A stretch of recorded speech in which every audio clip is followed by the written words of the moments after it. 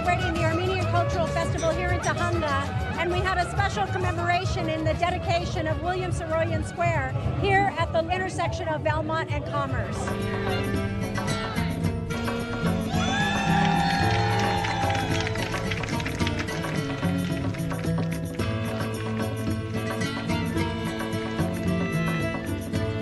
Today is a day about celebrating the Armenian heritage, about their culture, and about just the inclusiveness.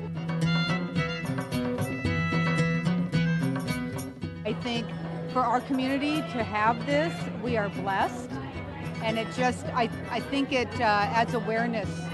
For us to be a part of a community that has wrapped its arms around all groups, immigrants, native, people that are here, just to be positive contributors to the community. You know, we have the most beautiful city because of our diversity, and celebrating the contributions of the Armenian community here in Tahunga, I think, is emblematic of that. The city cracks down on illegal dumping, a special commemoration at City Hall, and prepare for fires and emergencies with NotifyLA.com. All this in City Beat. Council members Bob Blumenfield and Paul Koretz joined local leaders to pay tribute to the 11 victims of the Tree of Life synagogue shooting that occurred October 27, 2018 in Pittsburgh, Pennsylvania, with a commemoration at City Council. This tragic commemoration serves as a reminder that each of us has the duty to stand up to hatred in our communities. To let it go unchecked is akin to passive approval, and we must never let that happen. Illegal dumping has been an ongoing issue in Los Angeles. Mayor Eric Garcetti recently announced that the city is cracking down with stronger enforcement and stricter penalties for those who dump trash and other items illegally. Since I've been a council member, I've dealt with the scourge of illegal dumping in neighborhoods where people think they can come into neighborhoods, buy businesses, dump illegally the goods that they have, and leave, waiting for somebody else to pay for the cleanup, waiting for somebody else to take it on as their problem.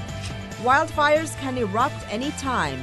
Make sure you and your family are prepared with the latest emergency and evacuation information. Subscribe to receive alerts on your phone for your neighborhood, schools, businesses, media, and other interest areas by downloading NotifyLA.com. Councilman David Rue gives a big thank you to LA City's various departments. Gil Reyes takes us to the annual Council District 4 Employee Appreciation Luncheon. A celebration in Griffith Park honors those LA Civic employees who help keep the city rolling. There's free food, music, and yes, raffle prizes for workers like Ed Santa Cruz from the city's Information Technology Agency. I'm going to Maro's Peruvian, baby. 50 bucks. I won a $180 gift certificate to Serenity Hair Salon. All right. Is that going to be put to good use? I hope so. This thank you luncheon hosted by LA City Councilman David Rue, whose district stretches from Sherman Oaks through Griffith Park to Miracle Mile. Every potential issue that could happen in a city happens in my areas. So I am really grateful to every single department and that works above and beyond, and in many cases, understaffed. Take the city's General Services Department. I work payment services. We pay all the bills for the city of LA. And you work hard, right? Oh, very hard. Tell us about a typical day so that people know about General Services. A typical day is processing probably over 100 invoices a day. Wow. Yes. We do work very hard, but it's nice to get thanked. Thank you for your service. Thank you for everything that you do, day in and day out, overtime, before work, because this is how we make our city great.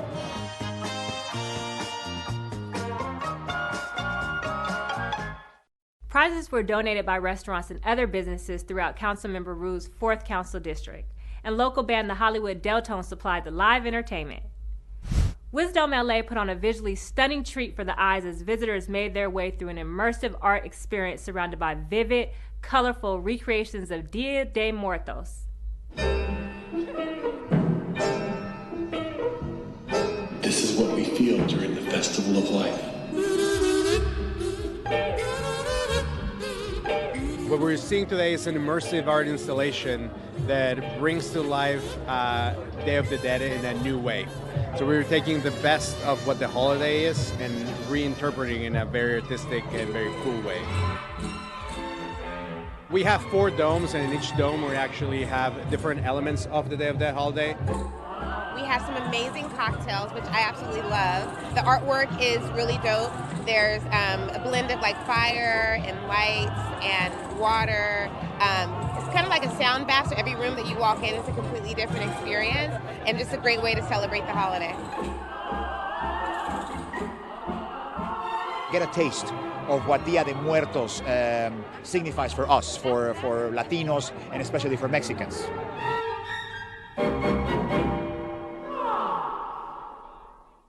For other exhibits or events taking place at Wisdom, visit wisdom.la. Grilled oysters, fried chicken, music, friends, and community. What else can you ask for? That's what the Taste of Soul was all about, as thousands came out for a real neighborhood block party.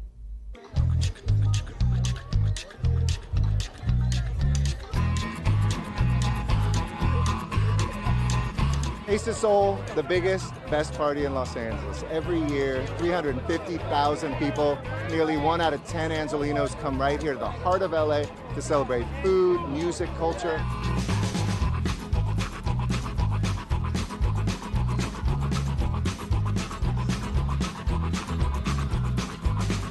I'm enjoying today. This is a great opportunity for Los Angeles to come together, enjoy a Taste of Soul, really enjoy a sense of community, a sense of the culture, the food that is part of what makes LA great.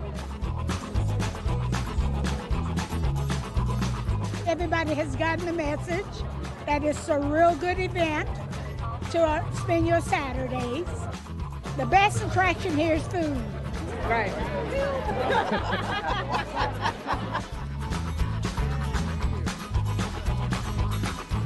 It makes me feel great to see everybody come together and just have a great time.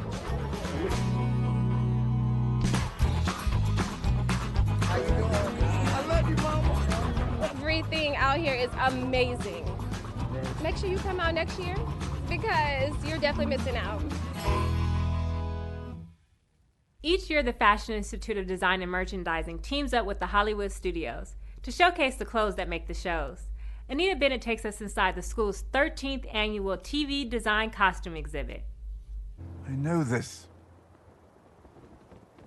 I know this because I've seen it. They're the costumes you see on Game of Thrones and other popular TV shows. Now you can see them up close at the Fashion Institute of Design and Merchandising in downtown LA. This is the 13th annual Outstanding Art of Television Costume Design exhibition. Here we feature over 100 costumes from 23 featured shows, really featuring the Emmy-winning costumes, as well as a lot of nominees. Among this year's Emmy winners are the costumes from Amazon's The Marvelous Mrs. Maisel and HBO's Game of Thrones. We have people in the museum that work the entire year keeping an eye on all the buzz of the costumes and the costume design in TV shows. So obviously when it's a show like Game of Thrones, naturally we want them to be here. When it's something like The Masked Singer, we want those to be here because they're so grand. And also, the costume designer for Masked Singer, she's an alumni of FIDM. You'll also find costumes from hit shows like ABC's Blackish. A lot of work goes into making these costumes for TV. Sometimes it looks so easy, and that, a lot of people say, if you don't notice the costumes in a TV show or even a movie, then the costume designer has done their job. Also on display, sketches, illustrations, and notes from the designers. We have some gorgeous sketches and digital renderings, mood boards here. We like to do that as give an extension of what goes into the work of creating the costume designs, and that there's so many artists that are part of that creation. A fun fact that a lot of people don't know is that the studios own the costumes. A lot of people think it's the costume designers that own the costumes, but no, the studios own the costumes. So we get the costumes from the studios temporarily. They give it to us temporarily, and then we give it back to them, or they come and pick them up when the exhibition is wrapped up. While the exhibit is free and open to the public, there's also an educational component to help students learn about the art of costume design. It's such a wonderful blessing to have this exhibition right here at the college for our students to come here. We see every day instructors bring their students, their classes here to sketch the costumes, to learn a little bit about the costumes. We also want to educate the public and let them know the diversity in costume design. The exhibit runs through October 26th. Once the TV exhibition closes, the Fashion Institute will start organizing its motion picture exhibit of movie costumes. This may be an animal population that's shrinking, but it now has an extra member. We're talking about the Maasai giraffe, the tallest species in the animal kingdom. We visit the LA Zoo to greet the cute little newcomer.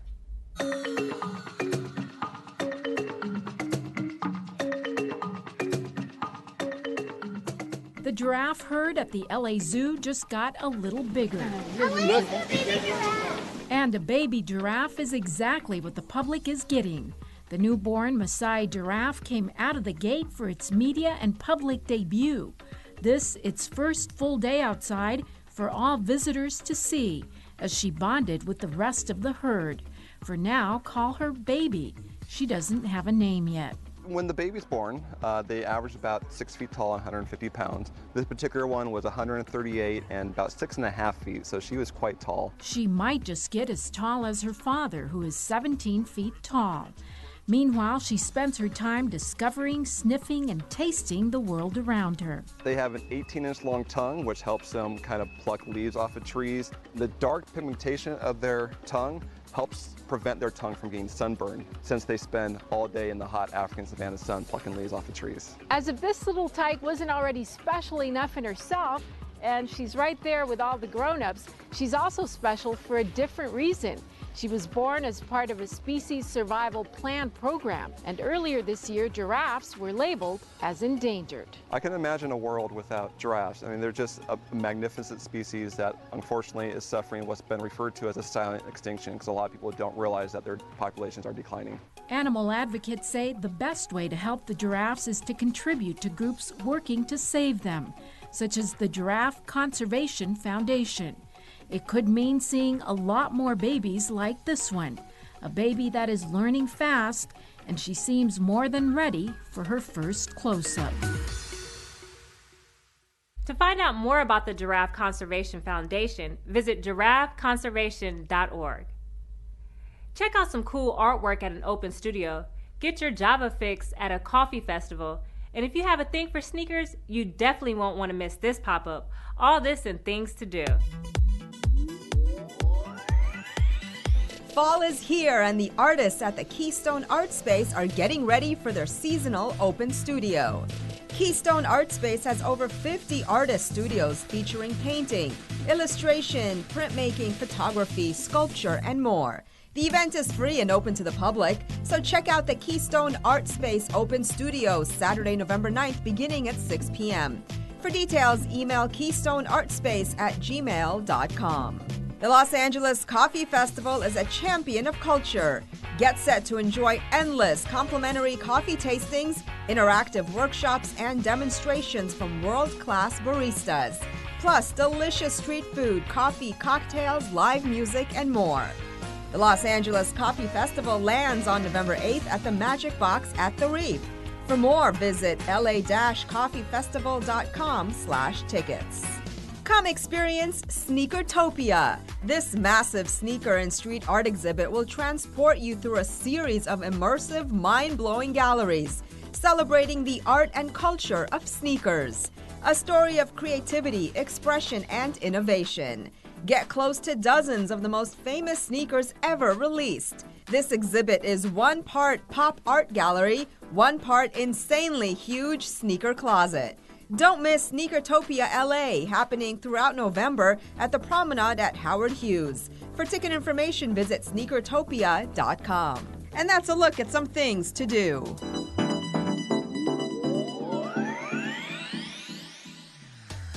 That's it for this edition. I'm Umaima Rashid. From all of us here at LA This Week, thank you for joining us. A reminder that you can catch us online at lacityview.org. We're also on Facebook, Twitter, and YouTube. See you next time for more LA This Week.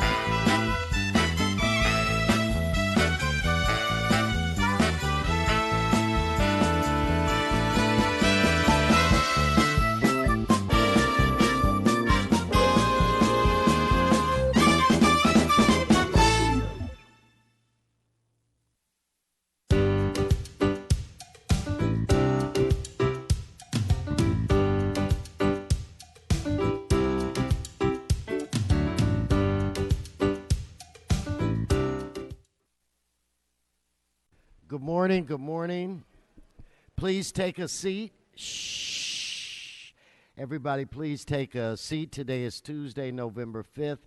Welcome to City Hall. Welcome to this Los Angeles City Council. Madam Clerk, we do have a quorum. Would you please call a roll? Need a little audio? Blumenfield, Bonnin, Buscaino, Cedillo, Harris Dawson, Weezer, Koretz, Krikorian, Lee, Martinez, O'Farrell, Price, Rodriguez, Rue, Wesson, 10 members present and a quorum, Mr. President. Okay, first order of business. Approval of the minutes. Martinez moves, Rue seconds. Next. Commendatory resolutions for approval. Lee moves, Correct seconds. That brings us where? Mr. President, today is Tuesday and time for the flag salute. Okay, let us all rise. We'll be led today by Mr. Koretz in our flag salute. Please put your hand over your heart. Ready, begin. I pledge allegiance to the flag of the United States of America and to the republic for which it stands, one nation, under God, indivisible, with liberty and justice for all. Thank you, Mr. Koretz. Let's continue going through the agenda. Mr. President, there are requests to continue item 8, 9, 10, and 16 to January 14, 2020. Okay, so ordered without objection. Also, there is a request to refer item number 37 to the Transportation Committee for further consideration, sir. So ordered. Continue. Items 1 through 16 are items noticed for public hearing. Item number 1A through E, the department recommends confirming the liens. And item numbers, there are cards on all items. Okay, continue to the next section of items. Items 17 through 42 are items for which public hearings have been held. There is a request to hold item 31 for an amendment. Let's do that and prepare to vote on the remaining. Oh, go ahead. 41 special, please. Sorry. Item 41 should be held special, and that means the rest of the items are 17 through 17 through 30 and 32 through 40, as well as 42. Should be voted on, sir. Okay, let's prepare to vote. Let's open the roll, close the roll, tabulate the vote. 10 ayes. Mr. President, for items 18 and 19, those ordinances are continued to November 12th unless reconsidered with 12 members present, sir. Okay, well, remind me we should hit that number today when we get there. Let me know and we'll reconsider. Yes, sir. Please continue. Items 43 through 58 are items which public hearings have not been held. 10 votes are required for consideration. Okay, so without objection, those items are now before this body. Let's hold 51. And what else do you have? Hold. For the record, item 52 is not subject to the mayor's approval, and also item 44C is in Council District 9 instead of 11, and item 45 should be held on the desk for an amending motion, as well as item 46 should be held on the desk for that means, and there are cards on all other items, sir. So is there anything available to? Unfortunately not, sir. Okay, well, let's continue. That brings council back to items called special, general public comment, or presentation, sir. Sergeants, if we would, I'm going to bring up Mr. Smith for multiple comment. Items 1 through 1E. In fact, items 1 through 7, 11 through 15. Okay. And also 43 through 58. Go ahead, Mr. Schmidt. Okay, Corey Schmidt for the record. Okay, so a little jumbled up here, not super organized on this, but okay, so what I really want to talk about is the street lighting is back. We're slamming those through. We're just slamming those through about the 5G is coming on the street poles with the microwave transmitters.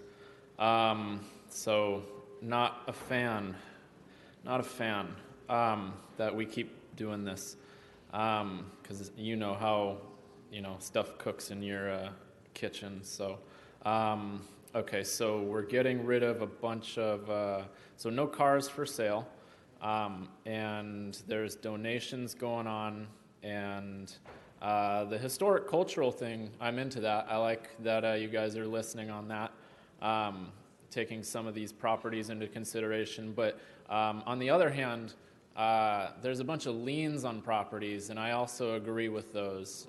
The smaller ones, not so much, but I do believe that a lot of liens are in order for these large properties that are pretty much gentrifying our entire city and kicking all the people who actually live here out.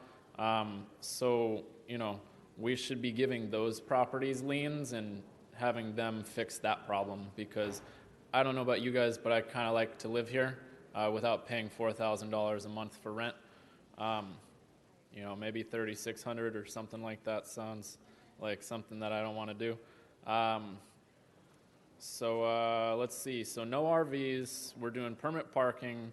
Like I said, we're just booting everybody. You know what I mean? So I really think that we need to get our shit together in regards to how we're housing everybody. So I know that we should be building stuff, but let's talk about the rent prices, because I know that it's a tough balance, because on the one hand, people who own the land, high rent is good, but for the people who live there, high rent sucks. So let's kind of figure something out where we can make both people happy, something like that, because right now all I see is a lot of speculation. Half-empty properties with high rents, waiting for someone else to move in that can afford that. And all the people that do live here, I can't afford that. I don't know if anybody else can afford $3,600 a month for rent. So let's see. But water efficiency, energy, I like the green movement that we're getting on. You know that I've been a fan of that, so I'm glad to see that you guys are taking that a step further. Other than that, I just, the one thing I wanted to talk about, is it general after this? Okay, as you get ready to give him his general public comment, Mr. City Attorney, Madam Clerk, we're going to close the comment section after this 1 minute. Yes? Okay, so I just wanted to say that I like the idea that we're doing the landscaping along the bike paths, because I've been doing it myself, picking up trash all along the street and stuff, and, it's kind of tiring, because I'm doing it all by myself, so I'm glad to see that there's some motions going through to actually get more people involved in this, because I think if everybody does a little bit every day, then all of LA will be clean, you know what I mean? So just a little bit here and there. And I also think that the more jobs, I like that in number 43, there's more jobs in various departments. So I think that we should be focusing on wages and on making sure that people can live here, and that it's, I like that. It's good. So thanks, guys. Thank you. All right. Again, that closes the multi-comment section. Let's take some votes at this time. Let's vote on items, Mr. Clerk, items 2 through 7, and items 11 through 15, and items 43 and 44. Please open the roll, close the roll, tabulate the vote. Again, 2 through 7, 11 through 15, 43 and 44.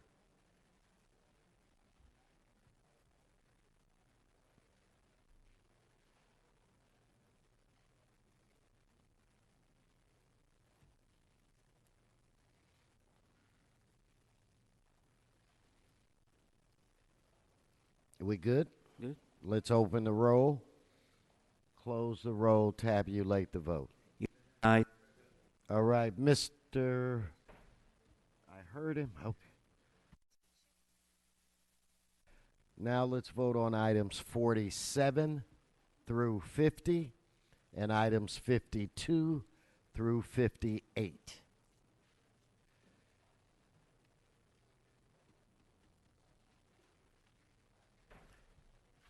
If you would please open the roll, close the roll, tabulate the vote. 12 ayes. Thank you. Mr. Cedillo. Oh, we have a little glitch here, so remove Mr. Cedillo from the queue. No, just speaker queue. He's here. I can see him with my own eyes, so he is here. All right? Okay. With that said, Mr. Blumenfield for presentation. And let's send item 58 forthwith.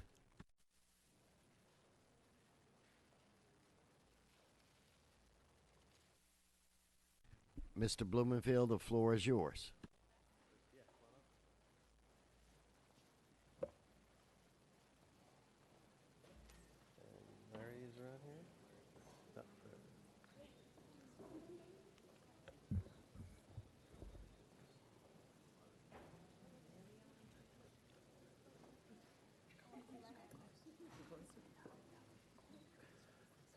All right, you can see I'm surrounded by a lot of great energy here. So I want to take this opportunity to recognize New Filmmakers LA Student Mentorship Program. As a result of the mentorship program, individuals gain valuable firsthand experience from folks who are in the film industry. Mentorships are an incredibly valuable, whether it's in the entertainment industry or any other industry for that matter, but particularly in an industry like this, which is difficult to break into and difficult to understand. Mentorship is that secret sauce that can help launch a young person's career. So I'm very proud that the organizations like New Filmmakers LA, which is funded by Wells Fargo, and so some of them are here today as well, that they provide opportunities like this to help folks realize their goals and gain experience from all that the mentorship program has to offer. I'm also very happy to announce partnerships like the Gold Internship Program by the Academy of Motion and Picture Arts and Sciences, the Brick Foundation and Studio Internship provided by Sony Pictures, LA County Arts Internship Program by LA County, and the Evolve Internship Program by the Mayor's Office. And I also want to give special recognition to Councilmember O'Farrell, who really helped with this program. He's worked with the outreach aspect of this, as well as his support for New Filmmakers LA throughout the year. The program saw amazing participation from students in his district, including Helen Bernstein High and Hollywood High, as well as students in my district, especially in Canoga Park High School, and really all over this city. They've been there. My office also has an internship program for students who want to learn more about how government works, so we try to practice what we preach when it comes to mentorship, and I can't express how important it is. I want to recognize a few specific individuals. Larry LeBeau from New Filmmakers LA, Greg Sherkin from Wells Fargo, Sumi Parek from the Mayor's Office, Bettina Fisher and Needy Shah from the Academy of Motion Picture Arts and Science, Martin Hernandez and Talia Gibas from the LA County Department of Arts and Culture, Allison Mann and Nicole Hendricks, who are co-founders of the Brick Foundation and Brick Creative Academies. And also, I should mention that Allison serves as the VP of Creative and Strategy at Sony Pictures Animation. Sherry and Holly and Whitney Burton from Pipelines, they have a diversity access program that's funded by Pretty Bird. The sharing of our skills and knowledge with other generations is key for making individuals thrive and passing the baton to the next generation. I encourage everyone here to continue to create these chances for individuals who will be innovators and leaders of tomorrow. And I want to ask Larry to come up and say a few words about the program and about New Filmmakers LA, who, as I mentioned, we're proud to partner with you on this and throughout the year. Larry. Thanks, Bob. I want to give a big thank you to Bob's office. They've been amazing supporters of New Filmmakers LA. I also want to give a shout out to Mitch O'Farrell, who's our home district council member. Thank you, Mitch, for all of your support over the last 6 years. You've also been amazing. Paul Krikorian, thank you for your support. Paul Koretz, thank you for your support. We really appreciate what the city is doing to support the film industry, and especially our students. So with that, I want you guys to take a look at who our students are. All of our students who participate in this program, can you guys please raise your hand? Raise your hands high. Let's give them a round of applause, everybody. That's what it's all about, and as Bob said, it is about mentorship, but it's also about access. So as Bob mentioned today, we brought people here from Sony, from the Brick Foundation, from the Academy of Motion Picture Arts and Sciences, from Pretty Bird, and we're really pleased to announce that they're going to kickstart the next steps in their career by having a workshop with a CBS recruiting executive. That's going to be a resume building workshop and an interview workshop. So we're really excited to be here. We're really supported to support the next generation of filmmakers. We're so pleased to be able to do this with Councilmember Blumenfield and his office. We're pleased to have the support of Mitch O'Farrell and many of the other council members, and we're excited to keep LA as the storytelling capital of the world. Let's give our filmmakers a round of applause again. Yes.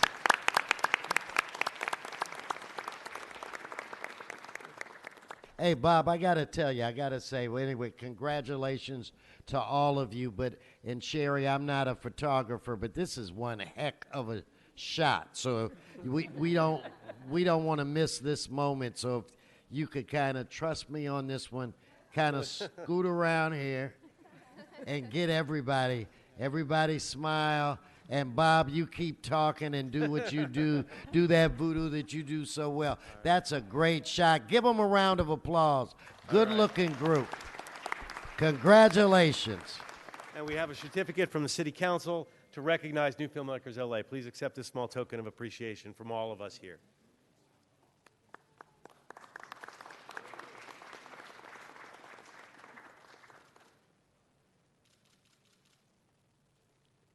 Thank you. Thank you, and good luck to you all. Let us prepare to vote on item 1, Madam Clerk. Let's open the roll, close the roll, tabulate the vote. 12 ayes. Okay, and do you want to take up the items on reconsideration? Yes, sir. So council should reconsider items 2 through 7, 11 through 14, 18, and 19, sir. Okay, let's vote on reconsideration. Let's open the roll, close the roll, tabulate the vote. 12 ayes. Okay, now we'll get ready to vote on the item. Now let's vote on the items. Let's open the roll, close the roll, tabulate the vote. 14 ayes. All right. Mr. President, yes. I beg your pardon. 43 should also be reconsidered, sir. Okay, let's reconsider item 43. Let's open the roll, close the roll, tabulate the vote. 14 ayes. Now we'll actually vote on the item. Let's open the roll, close the roll, tabulate the vote. 14 ayes. All right.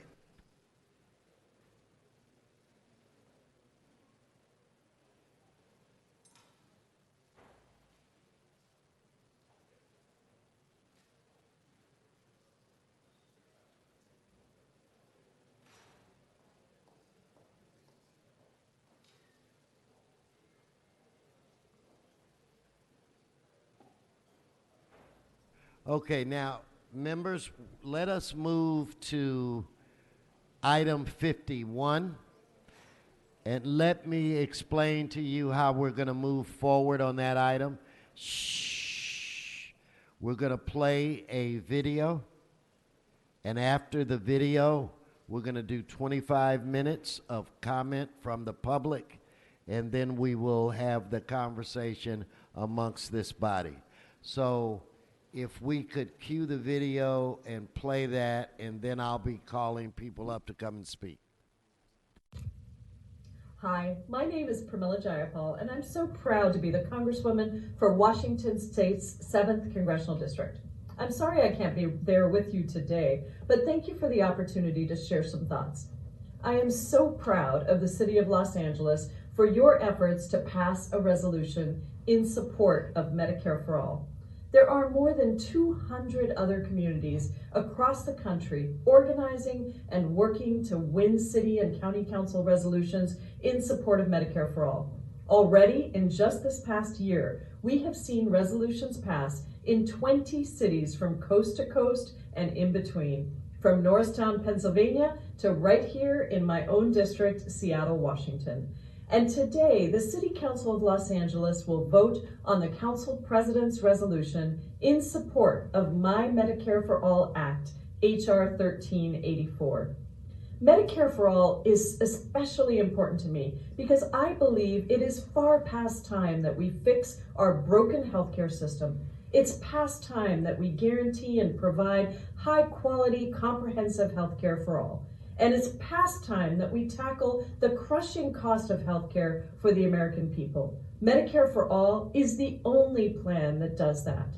Over the past several months, we've seen the fruits of all of our hard work. This year alone, we've had 3 congressional hearings on Medicare for All in the House. For the first time in history, we've had hearings in the Rules, Budget Committee, and the powerful Ways and Means Committee, where we had incredible patient advocates like Adi Barkan speak powerfully about why we need Medicare for All, why this is a matter of life and death, and why we cannot settle for half measures.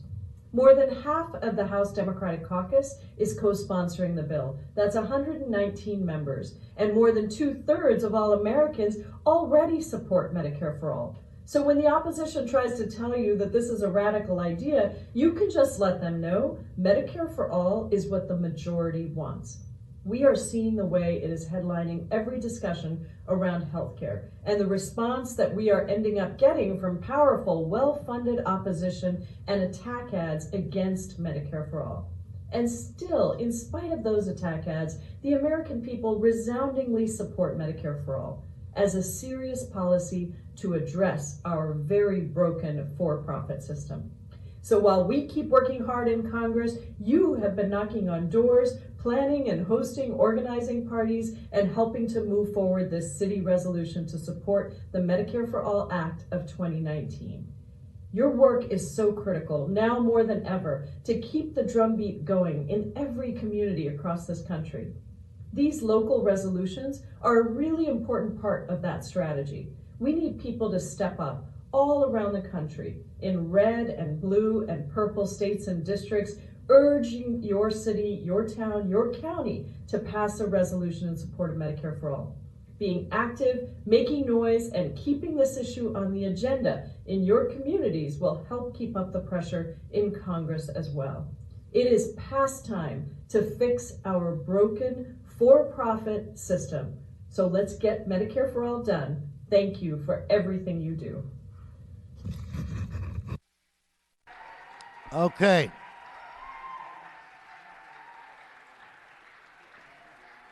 All right, now we're going to begin public comment. Like I said, Madam Clerk, we're going to go 25 minutes.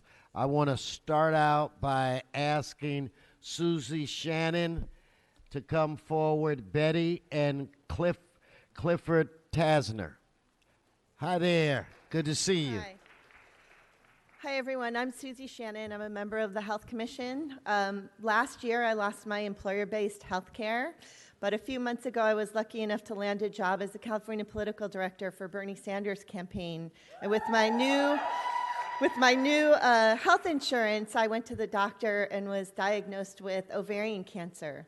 So a few weeks ago, I had surgery, and luckily, they caught it early enough so that I didn't need chemo or radiation. And I really feel like the luckiest person in the world. But the point here is that we shouldn't have to rely on luck to save lives. We shouldn't have to rely on employment to save lives, and we shouldn't have to rely on wealth to save lives. And so I really appreciate your vote today for Medicare for All. I think that health care should be a right, and everyone should have the ability to go and see a doctor. Had I not been diagnosed this year, it likely would have metastasized, and I would have had 3 to 5 years to live. So thank you very much. Thank you. Next. Hi, my name is Betty Dumas Toto, and I live in Northridge. And I was going to say something else today, but since you had all of those students here that were in this intern program learning how to work in the motion picture business and television, I'm restating what I wanted to say. And I will say that I am an original gigger. I am an OG of the film industry, and frankly, most of those people that you saw, those young people, will not have health insurance if we continue the way we are continuing now. We need Medicare for all now. Many of those people will have their dreams dashed because they will need to take other jobs than the ones that they are doing internship here for, because they won't be able to, because they'll need to rely on a lesser job not fulfilling their dreams just to get health care insurance, because they'll have to rely on an employer. So yes, President Wesson, you were right to wish them good luck, because they're going to need a lot of it if we don't have Medicare for all. It is the moral imperative, and it is economically the way we should be going right now for all businesses. And I want to share with you the way I would like my plan to look. And if somebody could take this to the council people, I would really appreciate it. If we had a Medicare for all plan, this is how it would look. Thank you. Thank you. Next speaker. And I'm looking for Julia Poison, James Sarantinos, and Chin Lim. Yes, sir. Please identify yourself. I'm Clifford Tasner, the president of Southern California chapter of Americans for Democratic Action. ADA supports Medicare for all because we believe that health care is a human right. Critics claim that Medicare for all is prohibitively expensive, but $34 trillion over 10 years is a lot less than the $50 trillion we'll have to spend to maintain our current for-profit insurance model that still leaves millions un- and underinsured. They claim Medicare for all will eliminate choice. Yes, we'll no longer have to choose between high deductible plans and high premium ones. Instead, we'll get to choose to see any doctor we want without the constraints of a narrow network. And unions will no longer have to forego pay raises in order for management to provide health insurance. You'll notice the same politicians who parrot these industry talking points are the ones who receive massive donations from the insurance and pharmaceutical companies, and in doing so are working harder for their corporate donors than the voters who elected them. A vote for Medicare for all will make a powerful statement. The LA City Council cares more about Los Angelinos' health and well-being than the balance sheets of Blue Cross and Kaiser Permanente. Thank you very much.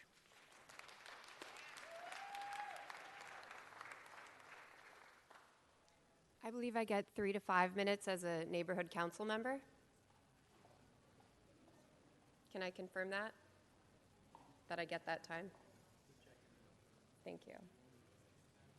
Could you please repeat what you said?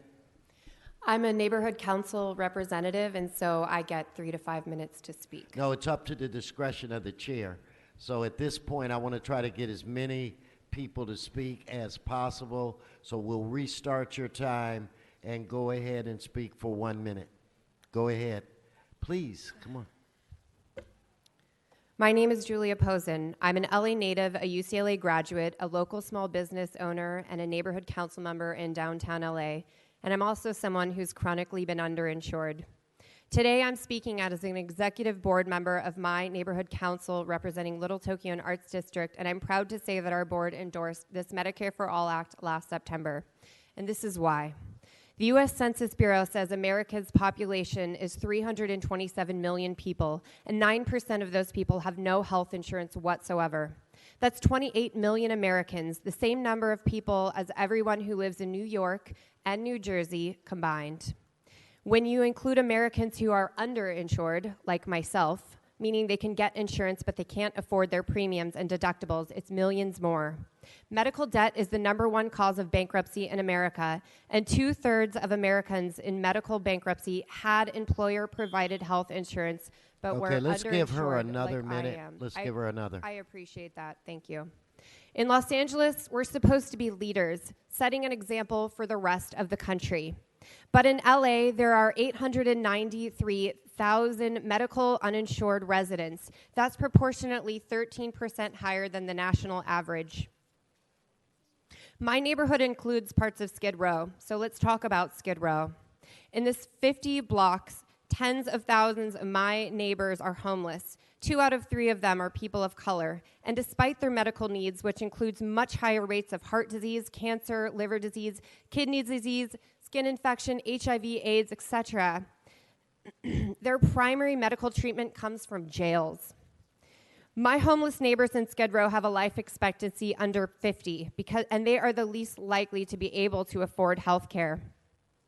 Our city spends $2 billion a year to maintain the status quo for people living on Skid Row. Without Medicare for All, leaving a homeless person on the streets of LA costs an average of $35,000 a year in medical and emergency services. Thank you.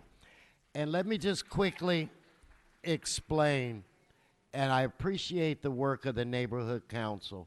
We have a policy in place where the chair has the discretion to give additional time to the neighborhood councils. So for those of you that are only going to get 1 minute, the reason why she was able to get more is because the neighborhood council worked together and came up with a community impact statement. And since they are our partners, we'd like to give them extra time. But I want to be sensitive to everybody and try to get as many speakers as possible. So thank you and the neighborhood council for all of your work on this issue. If I could get the next speaker, please. Please identify yourself. Good morning. My name is James Sarantinos, Council District 13. Our friends in the European Union get one healthcare card which can be used in each of the 30-odd member states. And in India, recently, over 500 million people got given government-sponsored healthcare insurance. We can do this. Please support Resolution 1384. Thank you. Thank you. And before the next speaker, if I can get Leonard Eisenberg, Sasha Rappaport, Ryan Andrews, Eddie Daniels, and is it Mark Zelmosi? Yes, ma'am. Please identify yourself. Hi, my name is Cheng Sim Lim. I've lived in Los Angeles for 34 years. I'm a cancer survivor, and I've spoken at a number of neighborhood councils across the city about why we need Medicare for all. More often than not, after I cite statistics about the healthcare crisis in this country, someone in the neighborhood council board will bring up their own experience of healthcare despair. One board member shared that she works full-time, but after paying her rent, she can't afford health insurance, and so she is constantly worried sick about getting sick. Another got choked up, recounting the desperation she often feels as a disabled person who can't afford the medication she needs. Instead of this irrational and immoral healthcare system where denying care makes profits, we need single-payer Medicare for all. Real lives are at stake. You can lead the country with your vote on the resolution because Los Angeles would be the largest city yet to affirm support for Medicare for all. I urge you all to vote yes. Thank you. Next speaker, please identify yourself. My name is Leonard Eisenberg. I've been in Los Angeles on and off since 1947. I spent 7 years living in France where they have a healthcare system that costs half of what ours costs per capita. And that's because the government sets the price, not for-profit insurance companies like in this country take 1/3 of every dollar spent on healthcare and put it in their pocket. The Canadian system costs 3% to run. The French live on average longer than us because they get timely care. There's no artificial control of the number of doctors, so you don't have doctors seeing 30 to 60 patients a day and having medical malpractice. This is something we can do in the United States. We are presently the only industrialized country in the world without single-payer health care. Next speaker, please. Identify yourself.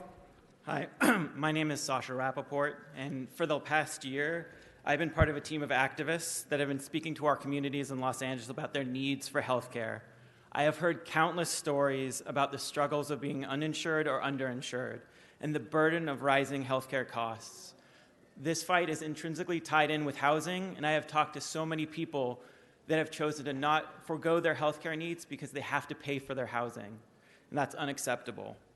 I've had the privilege to work with the following neighborhood councils to pass their own resolutions of support for Medicare for All: Historic Highland Park, Eagle Rock, Glassell Park, Boyle Heights, Arroyo Seco, and Herman Neighborhood Council. Historic Highland Park, Herman, and Arroyo Seco have already submitted community impact statements with others on their way. As you can see, this resolution is important to my community in East LA and all beyond, all through the city. We need to be able to provide high-quality health care to all of us here in Los Angeles, and that's why I'm asking you to vote yes on this Thank you. resolution. Next speaker, please. Hi, my name is Ryan Andrews. I'm a member of Democratic Socialists of America, Los Angeles. I'm also a SAG-AFTRA member, and I'm working as a volunteer to elect Bernie Sanders as president, who's been one of the leading advocates for Medicare for All. I've been without insurance since my boss took away my health care benefit 3 years ago. I am a SAG-AFTRA member, but I don't qualify for that health care because I don't meet the minimum salary requirements. Medicare for All will take away employer control. It'll take away employers' ability to leverage that over workers. A majority of union members in this country support Medicare for All. They are members of unions that have endorsed H.R. 1384. We need to take health care off of the bargaining table so that workers can work to secure better wages and benefits for themselves. I yield the rest of my time. Thank you. Thank you. Okay. And if I could get you to hold for 1 second. So now I'd like to call up Carol Orzak, Robert Leyland, Hugo Leal, Mark Simon, and Ernie Powell. Come on up. Yes, please identify yourself. Hello, my name's Eddie Daniels, and I'm going to thank you all in advance for voting to pass the resolution to support Medicare for All. As you all know, in Los Angeles, we have a huge homelessness problem, and Medicare for All would be a major step in helping to put the brakes on this escalating problem. You know, if you can't afford your medications, you probably have a tougher time holding down a job to pay for your needs and for health services.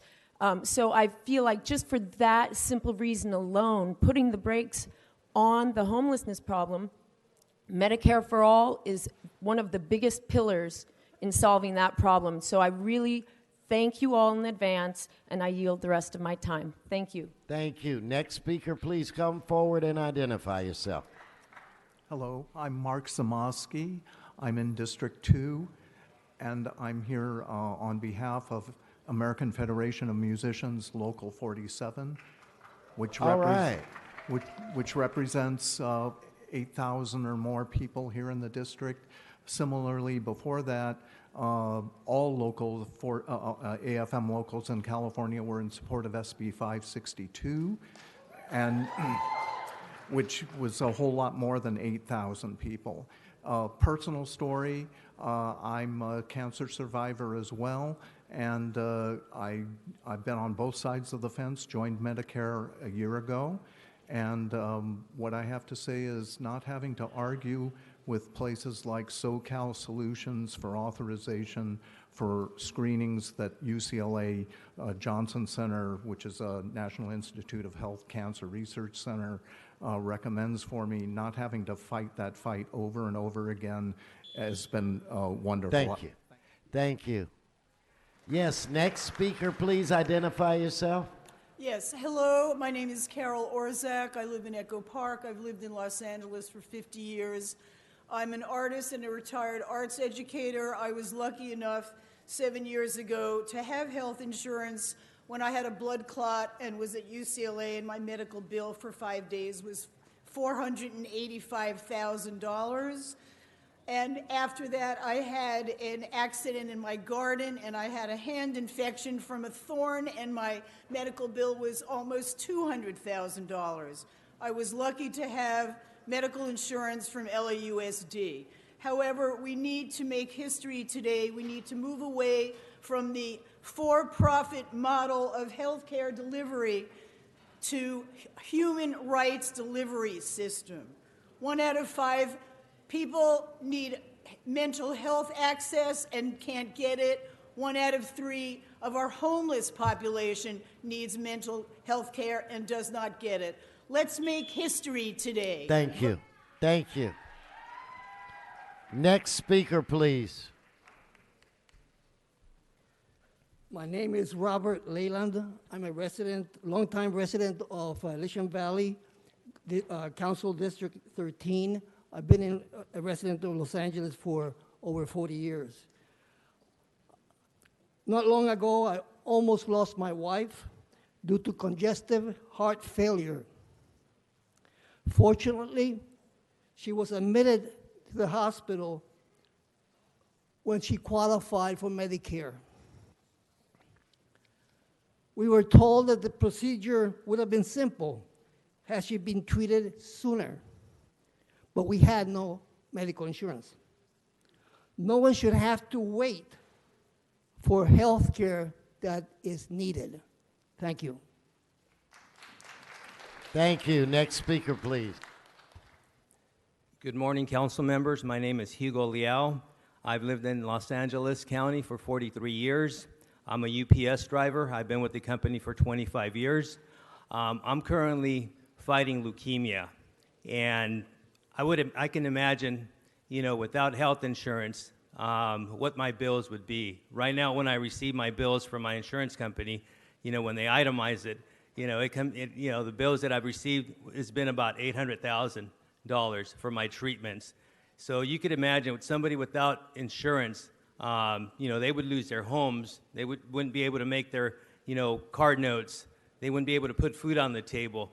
So I would urge everybody here to go ahead and vote yes in favor of universal health care, Medicare for all. Thank you. Next. Hi, Mark Simon, resident of Los Angeles, 38 years, Los Feliz for over 27 years. In 2011, at the age of 63, I was downsized out of my job as head buyer for both Samuel French bookstores in Los Angeles. They no longer exist. As soon as I lost my job, I was hit with an $800 a month health insurance bill. Over the 2 years until I qualified for Medicare, I spent over $20,000 on health insurance.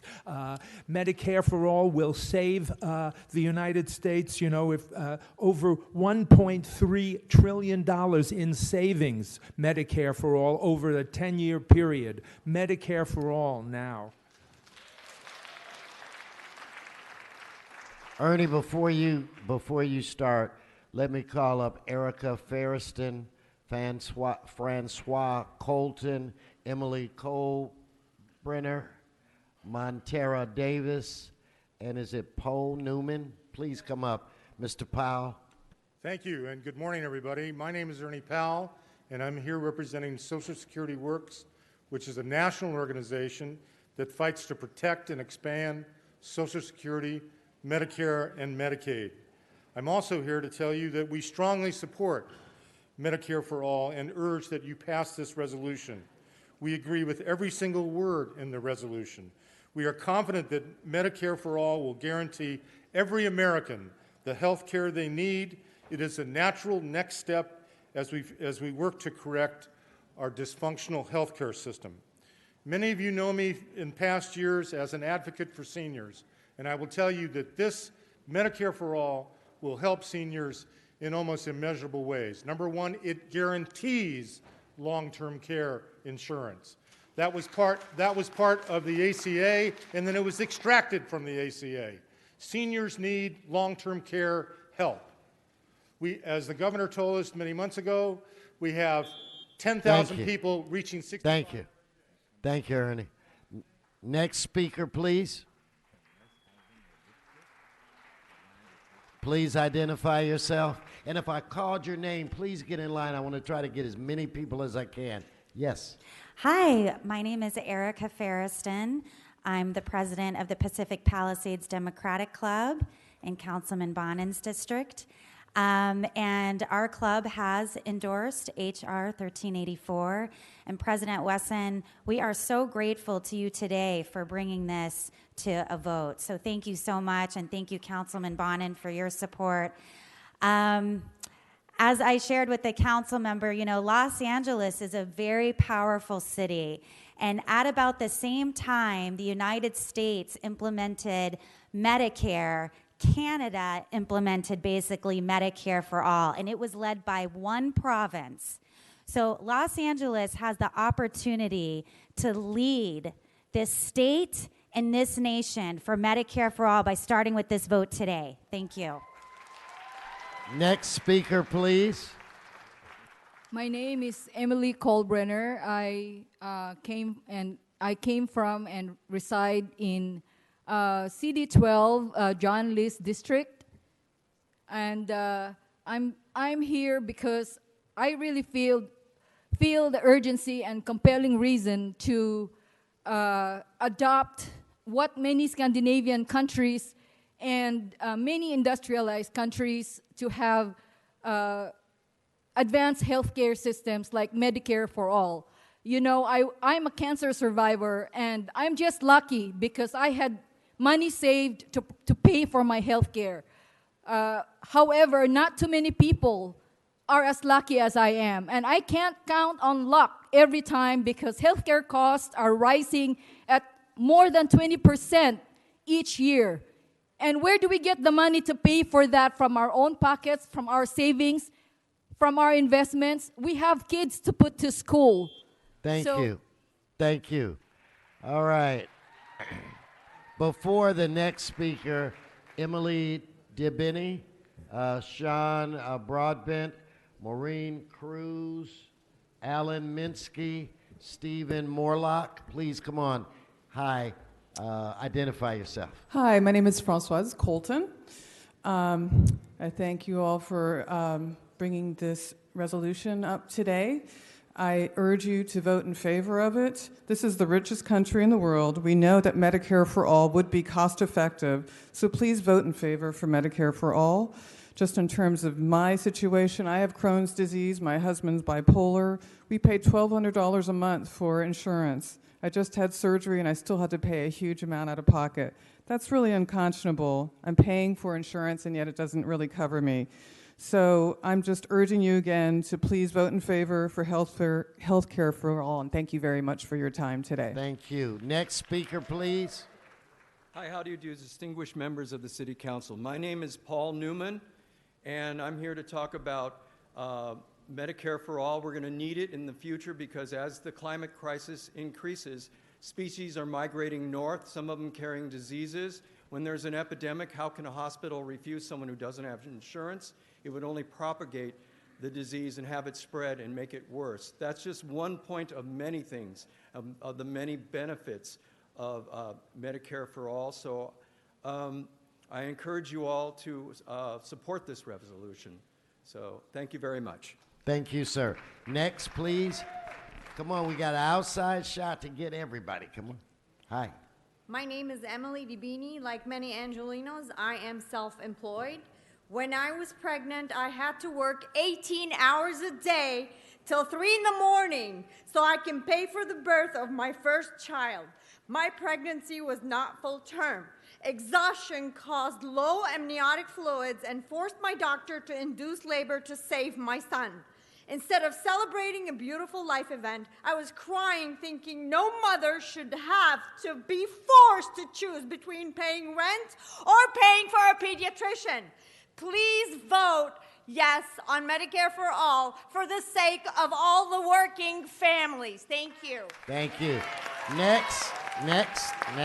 Hi, Sean Broadbent, and I've been active over the last year in trying to make this happen within the county and the city.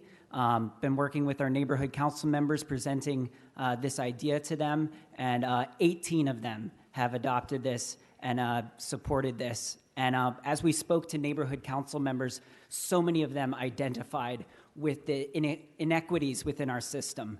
There are representatives that are living in a pre-civil rights era, and then there are representatives that are living in the post-civil rights era. And they represent a system that was built before then and after then, and we need to advance a system that advances equality for all of us in healthcare access. We can't have a divided city. We need to be unified. Medicare for all Angelinos, Medicare for all. Thank you. Thank you. Okay, before you start, if I could get Jed Smith, Mari Lopez, Jesus Hermosillo, Raven Gilliam. Yes, identify yourself. Thank you so much, council members and Councilmember Wesson. My name is Maureen Cruz. I'm a registered nurse. I'm also the Director of Healthcare for All Los Angeles. I've been working on this issue for about 18 years. All of these stories that we've heard, these personal, individual crises that our system has caused people, makes the moral argument, but there's also a fiscal argument. And part of the city council's responsibility is to provide a budget that is a sustainable and responsible budget. The first no-brainer is, why doesn't the city want to relieve itself of paying for health care benefits for city employees when it could be done in a much more efficient way without the 30 to 50% being siphoned off for profit?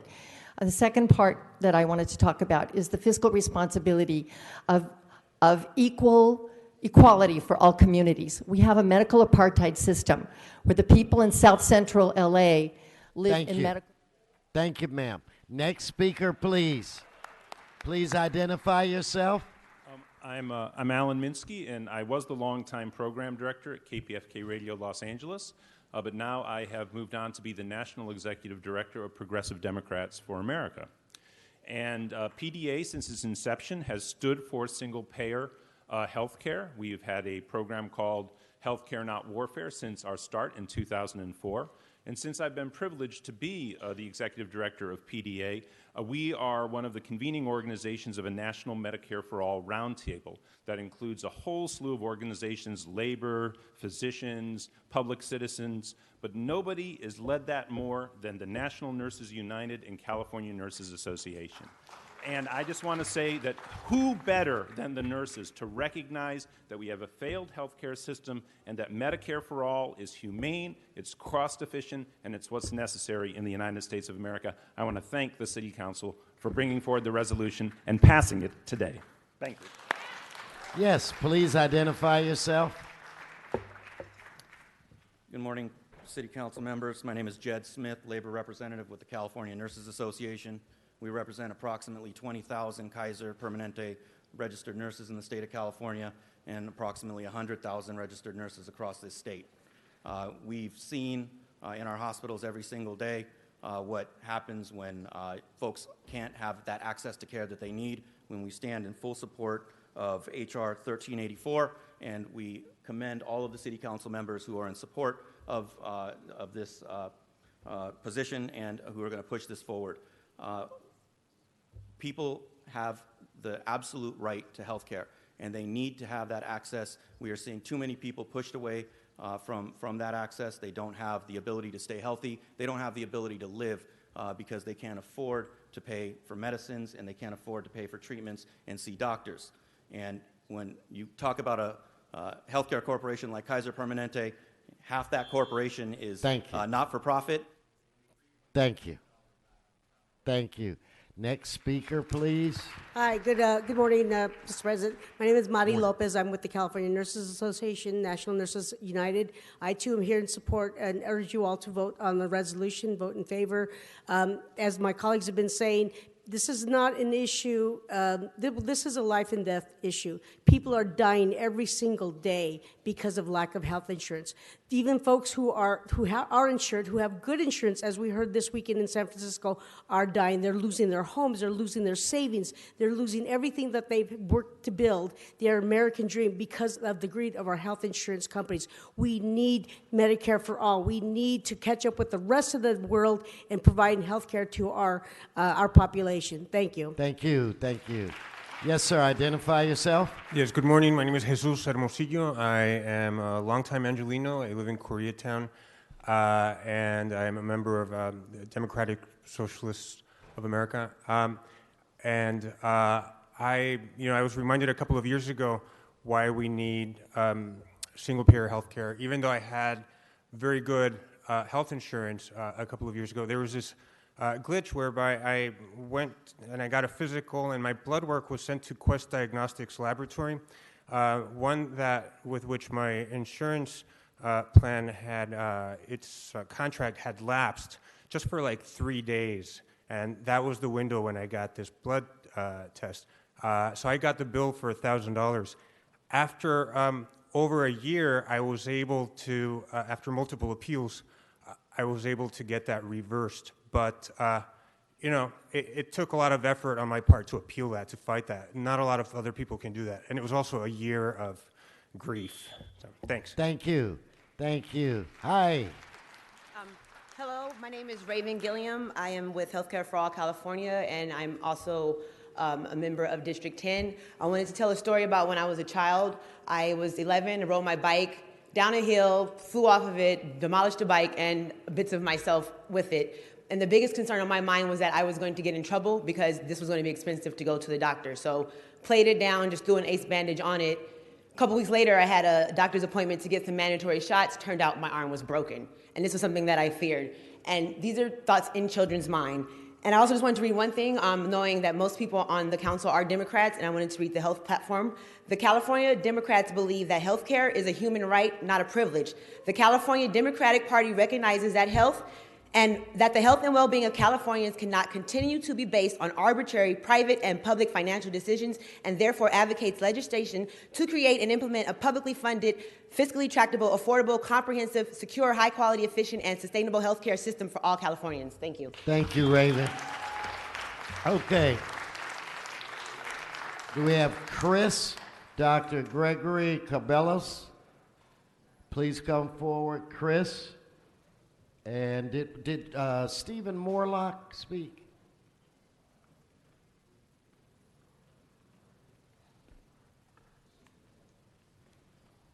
Hello, my name is Dr. Gregory Gabrellas. I'm a resident physician at UCLA, also a proud member of Committee of Interns and Residents, local of SCIU.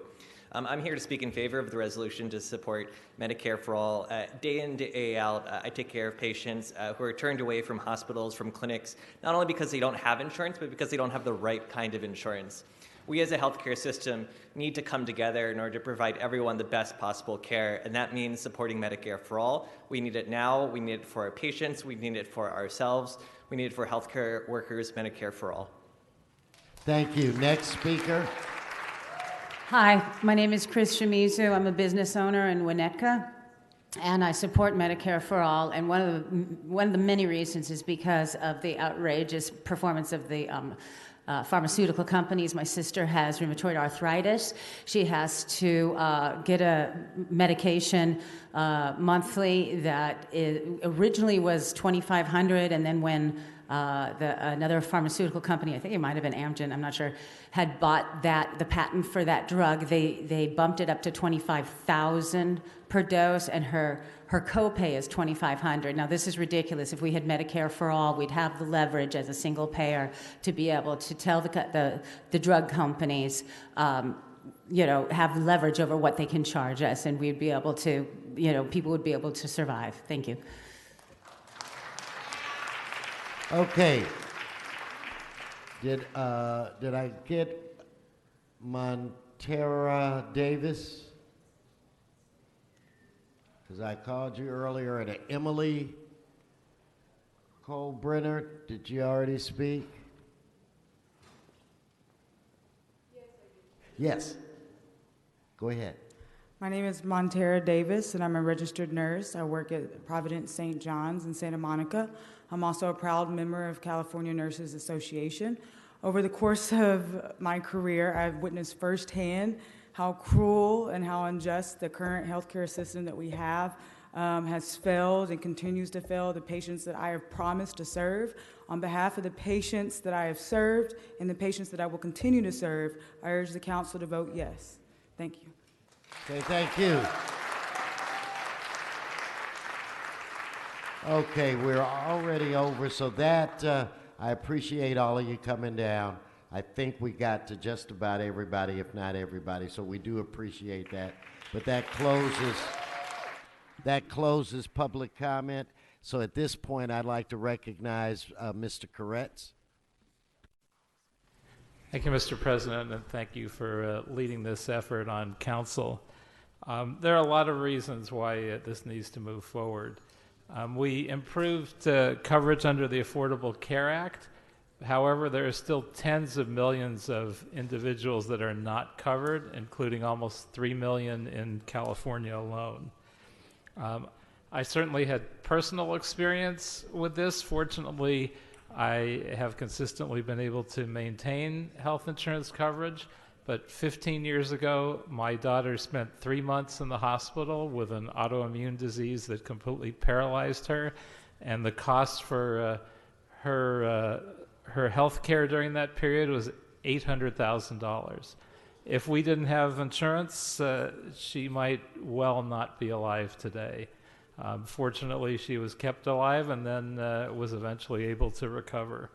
The U.S. spends over $300 billion a year on drugs alone. This is a bloated number, and under this policy, I believe we could get that under control. Also, there are various studies that have shown that this should actually save between $2 trillion and $5 trillion a year. There would be major savings in administrative costs, lower drug prices, improved efficiency of the healthcare system, and if it did wind up actually costing us a little money, we could certainly fund that with the incredible tax cuts that we've seen in recent years, making the super wealthy even wealthier. I think we have to have our priorities straight. This would eliminate the costs for premiums and co-pays and deductibles, other out-of-pocket costs, and would cause that currently cause financial hardship for millions and millions of Americans. It's about time we end this. In the long term, this will save us money. It'll make us a healthier country. It is an absolute no-brainer, and this is an opportunity for the city of Los Angeles, the largest city to pass this measure to date, to show some leadership and help us move towards a critical change in our healthcare system that will not only save people money, but will save tens of thousands of lives, if not more. So I think there's no question we must pass this. I hope we'll pass this unanimously to send the strong message that we need to. Thank you, Mr. Koretz. Mr. Bonnin. Thank you, Mr. President. Thank you for calling on me, but also thank you for introducing this legislation and for being an advocate for this. And I want to thank everybody who came down here today. Thank you for your advocacy here at the city level, but across the country. But more importantly, thank you for the personal stories you told and the human face that you put on the situation. We heard some really wrenching stories about the horrible consequences and the horrible choices that people are facing and living with as a result of our current policy. Now, some people get concerned when we talk about something that is a piece of federal legislation. They say it's not local. I'd say there's nothing more local than this. These are our people who are getting sick. These are our people who are making a choice between sending their kids to school or paying a prescription or buying a meal. And we fight all the time here on behalf of legislation that would help people with public housing. We're fighting the administration's efforts to evict 55,000 people from public housing here in Los Angeles because they would become homeless here in Los Angeles. We fight all the time for more infrastructure funding from Washington because it would provide more mass transit here in Los Angeles for the people who live here. We fight for better environmental standards because it affects the air quality here in Los Angeles. And as Maureen Cruz so well pointed out, Medicare for all would actually save the city money. We would be paying significantly less in overhead for Medicare than we would be the untold millions we pay in overhead for corporate, private, for-profit insurance. And that means we have more money here to spend on our parks or on our streets or hiring more firefighters or addressing homelessness. Now, the administration, what's happening in Washington now, I often refer to as a continued war on children.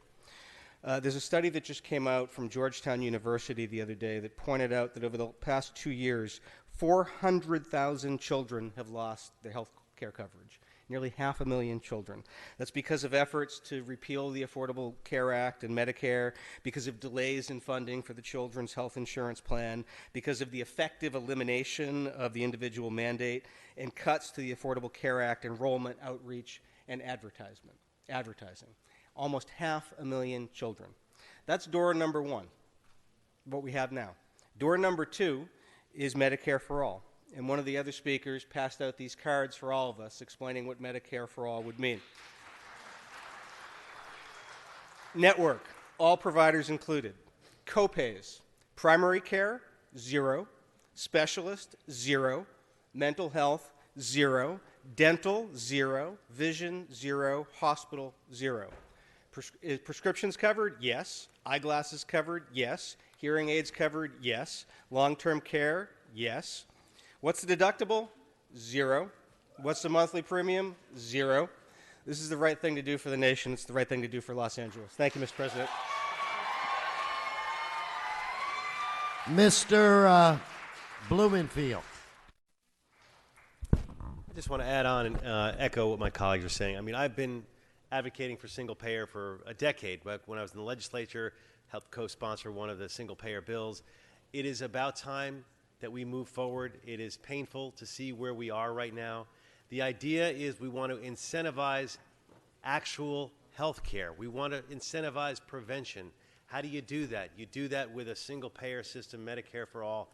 Then the country can focus on keeping people healthy. Right now, our system is all backwards in terms of the incentives. And people are incentivized not to pay, as we've heard all the stories, and we've all heard this. So I'm glad to be up here and support this, cast my yes vote for Medicare for all, and to help us as a city make this statement that we need to move forward on a single-payer system. Thank you. Thank you. Before I call for the vote, I want to thank everyone for adjusting your calendars to come down and spend quality time with us this morning. And I want you to know that this body listened to each and every one of you. Today we have an opportunity to affirm that health care is a fundamental human right. And we are one of the biggest cities in this country, and I think that it's important that we do what we need to do to lead the way. And I wonder, when the history books are written about this chapter in the life of this country, what will it say about us? I hope that it says that this council stepped up, voted the right way, to ensure that this debate moves forward. Leadership is not about doing what you want to do. Leadership is about doing what you have to do. Leadership is about taking people places they don't think they want to go. Los Angeles, let's take the United States of America in the right direction. I ask for an aye vote. Please open the roll, close the roll, tabulate the vote. 10, 1. That is approved. Thank you all for coming out.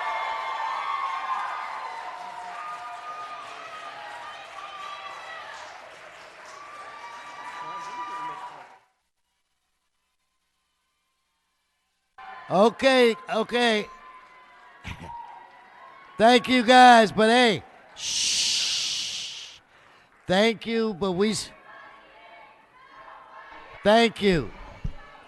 Thank you. Let us do the rest of our work. Thank you so much. Thank you for coming down.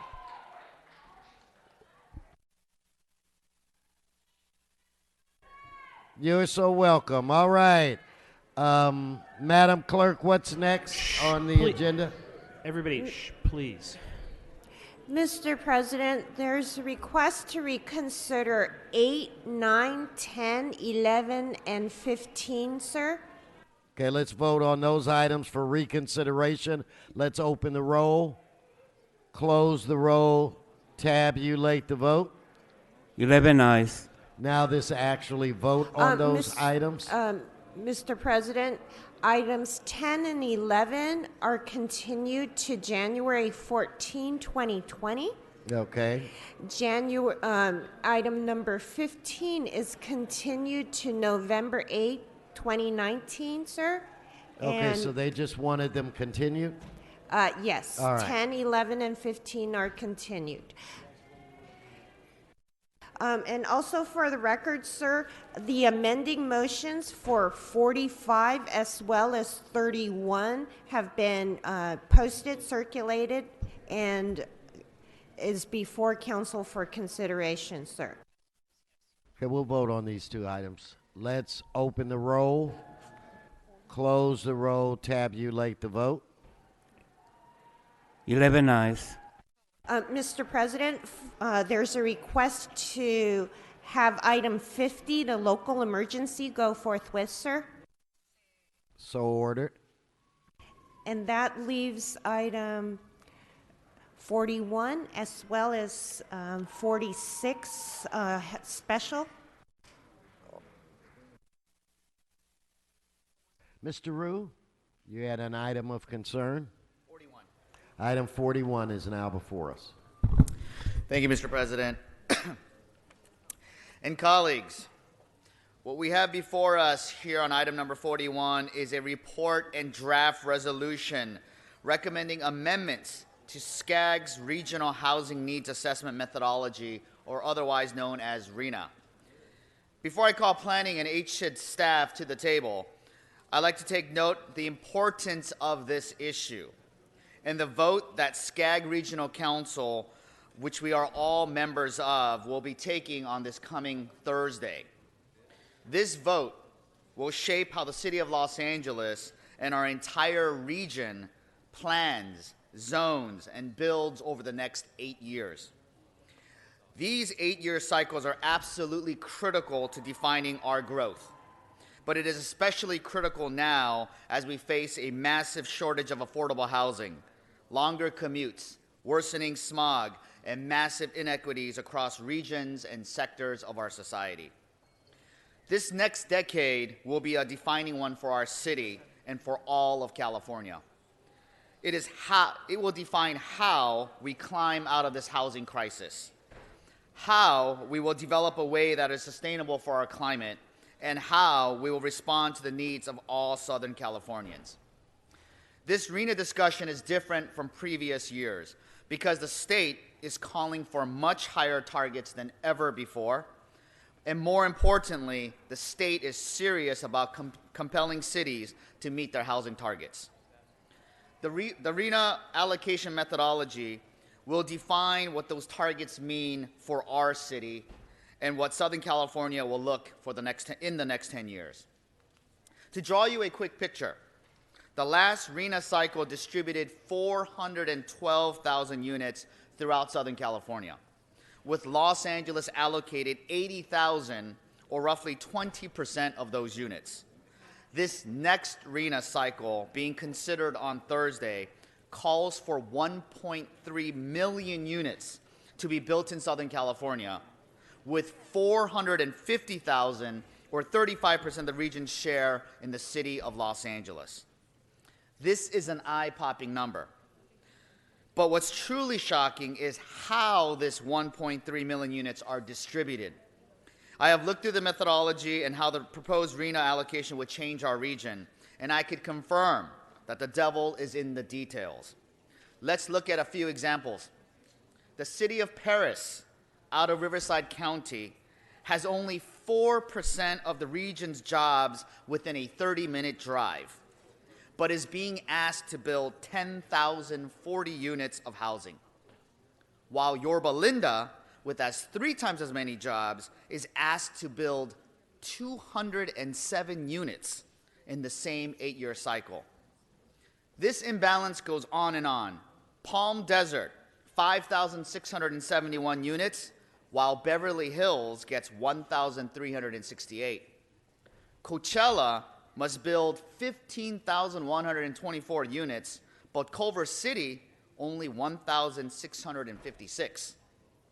The city of Hemet is asked to build 12,640 units, while Laguna Beach, which is near job-rich Irvine in Orange County, is asked to build, get this, 55 units over 8 years. Colleagues, this is madness. How is it fair that low-income, far-flung cities have to build more than 10,000 units while Laguna Beach gets away with 1 apartment building in a decade? But these are the cities that have jobs. But they want us and desert cities halfway across the state to build all the housing. Some may try to explain this flawed methodology through arguments like the housing growth model, but this is plain and simple. Rich cities putting the burden on low-income and far-flung cities are refusing to build their fair share. Colleagues, this proposed RHNA allocation is an allocation for inequality. This proposes 1.3 million units without asking wealthy, job-rich cities to lift a finger. If we believe in reducing mega commutes, in building housing near jobs, and in limiting sprawl, if we believe in a climate-conscious policy, in equity and opportunity for all people, and in righting the wrongs of our housing policies, then we cannot allow this RHNA allocation to go through. And as the anchor city of this region, we, the city of Los Angeles, have a duty to fight for something better. So, colleagues, the resolution in front of us was carefully crafted by the city staff of the Department of Planning, HCID, and the Office of Legislative Affairs Analysis.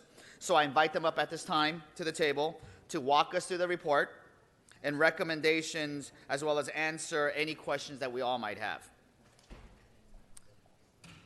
I could have HCID, CLA, and Planning.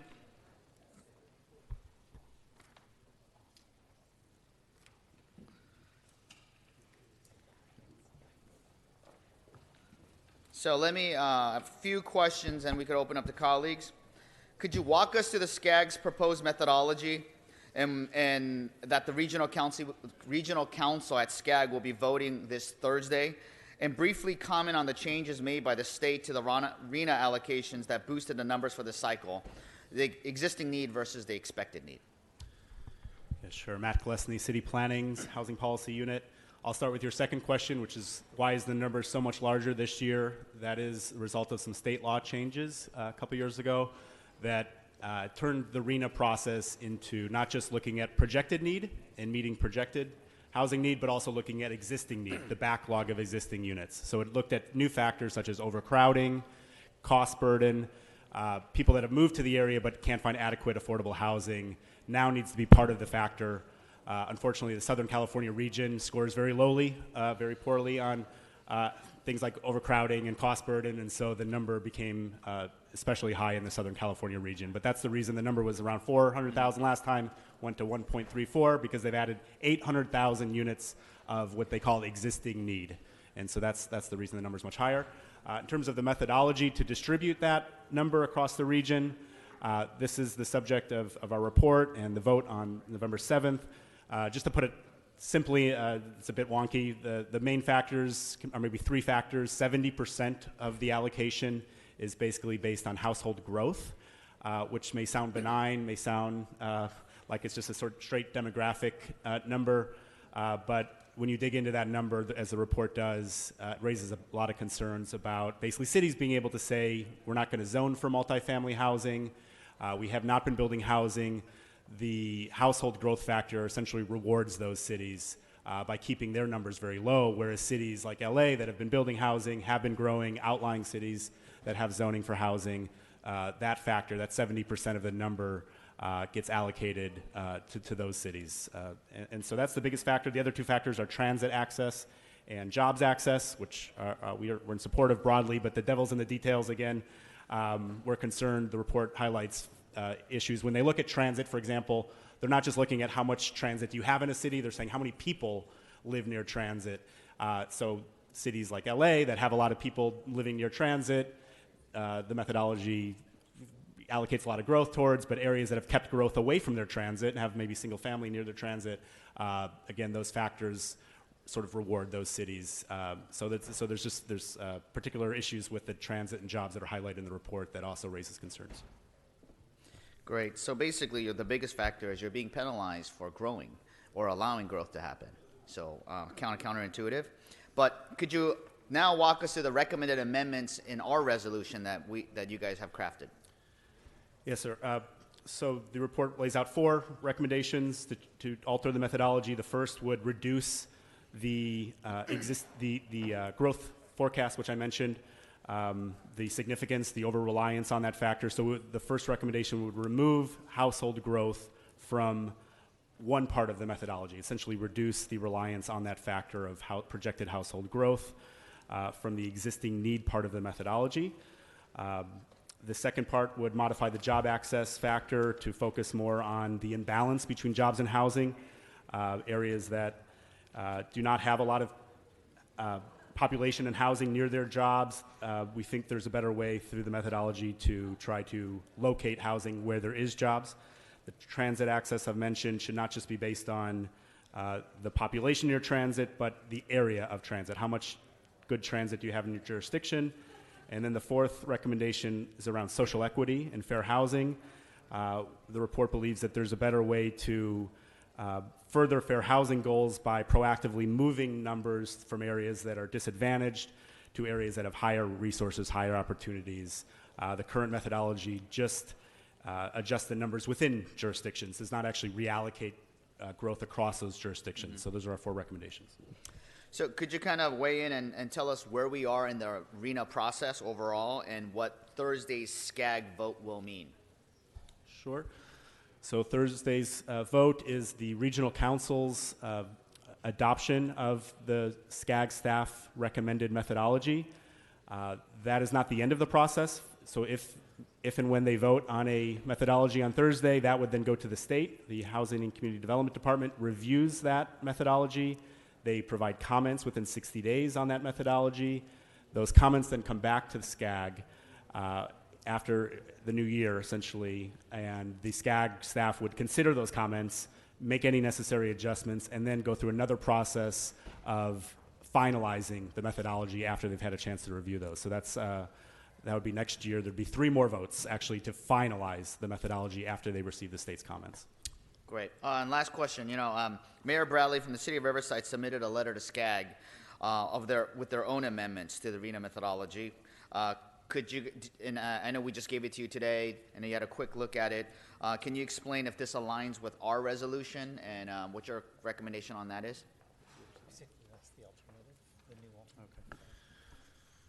Yes, I believe you're referring to a letter from Riverside, and this is a reference to an alternative methodology that has been brought forward through the process. It was actually voted on at the first meeting of the RHNA committee.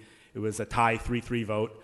The tiebreaker went to keep the SCAG staff methodology and reject the alternative. The alternative that is proposed in the letter essentially aligns with our recommendation number 1, which is to reduce the reliance on that household growth factor that we believe is perpetuating a lot of the problems. And so it doesn't capture all 4 of our recommendations, but it captures very cleanly our first recommendation. And I believe SCAG staff has done some more analysis of that option in their report they just released yesterday. So we saw what that would do to different cities. But that, I believe, there'll be sort of 2 alternatives proposed likely at the meeting on Thursday. Okay. Madam President, I'd like to open it up to any other Yes, members. I've got two members on the queue. Thank you, Mr. Rue. Mr. Buscaino, followed by Mr. Corretz, followed by Mr. O'Farrell, Mr. Blumenfield. Yeah, thank you, Madam President. I want to just rise and recognize Mr. Rue for his leadership on the SCAG board. We serve together, and to remind ourselves, we all have a seat on the SCAG board, and I want to thank David for his leadership and his advocacy on the SCAG board. You know, this continues the pattern that has created a housing crisis, which is why I voted no in the September SCAG meeting, along with Culver City Mayor Megan Salhi Wells. And we are only the 2 no votes on the staff recommendation for the methodology.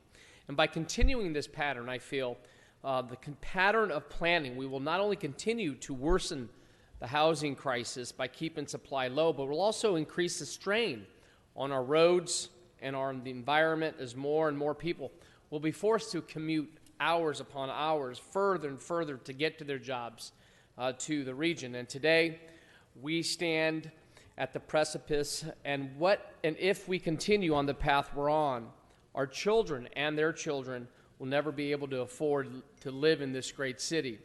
And not to mention that our CO2 emissions will continue to rise as people super commute to work. We need a lot of housing next to jobs. We need to create job centers throughout this region, period, end of story, and this allocation does not do that. So I ask my colleagues on the council today to approve the report from the Department of Planning and send a clear message to our colleagues in neighboring cities. You heard from Mr. Rue that we need your help, and we did not create this crisis alone. We cannot solve it alone. So everyone is scared of things like more traffic or denser housing, but let me tell you, those things are far less scary than the nightmare will make for our region with this current strategy. So I want to thank, of course, Mr. Rue and others who have been advocating for fairness and equity. And I'm glad, Mr. Rue, that you pointed out that there are discriminatory housing policies in neighboring cities. I'm tired of that perception that we don't want those people with low income living in our cities. Enough is enough. And National League of Cities put together a housing plan, a housing report led by Karen Freeman Wilson, the mayor of Gary, Indiana, that clearly indicated and showed the need of housing at all income levels for all cities throughout the country. And we're no different. Thank you. Thank you, Mr. Buscaino. Mr. Corretz? Thank you, Madam President. I had a question. I think it's largely been answered, which is the randomness of this, where you have cities that seem very similar, and one will have 5,000 or 10,000 in responsibility, and the next door will have 100. It makes absolutely no sense. And now you've sort of explained it to me that we are basically rewarding cities for their bad policy, as opposed to rewarding them for acting in a positive way. I think we should do whatever we can to halt this proposal as it is. One thing, and I'm certainly as guilty of it as anybody, is we don't get a lot of participation of members in SCAG, even though we have a very large 15-vote membership. I will definitely be there on Thursday. My understanding is that more than half the council is still not planning on attending.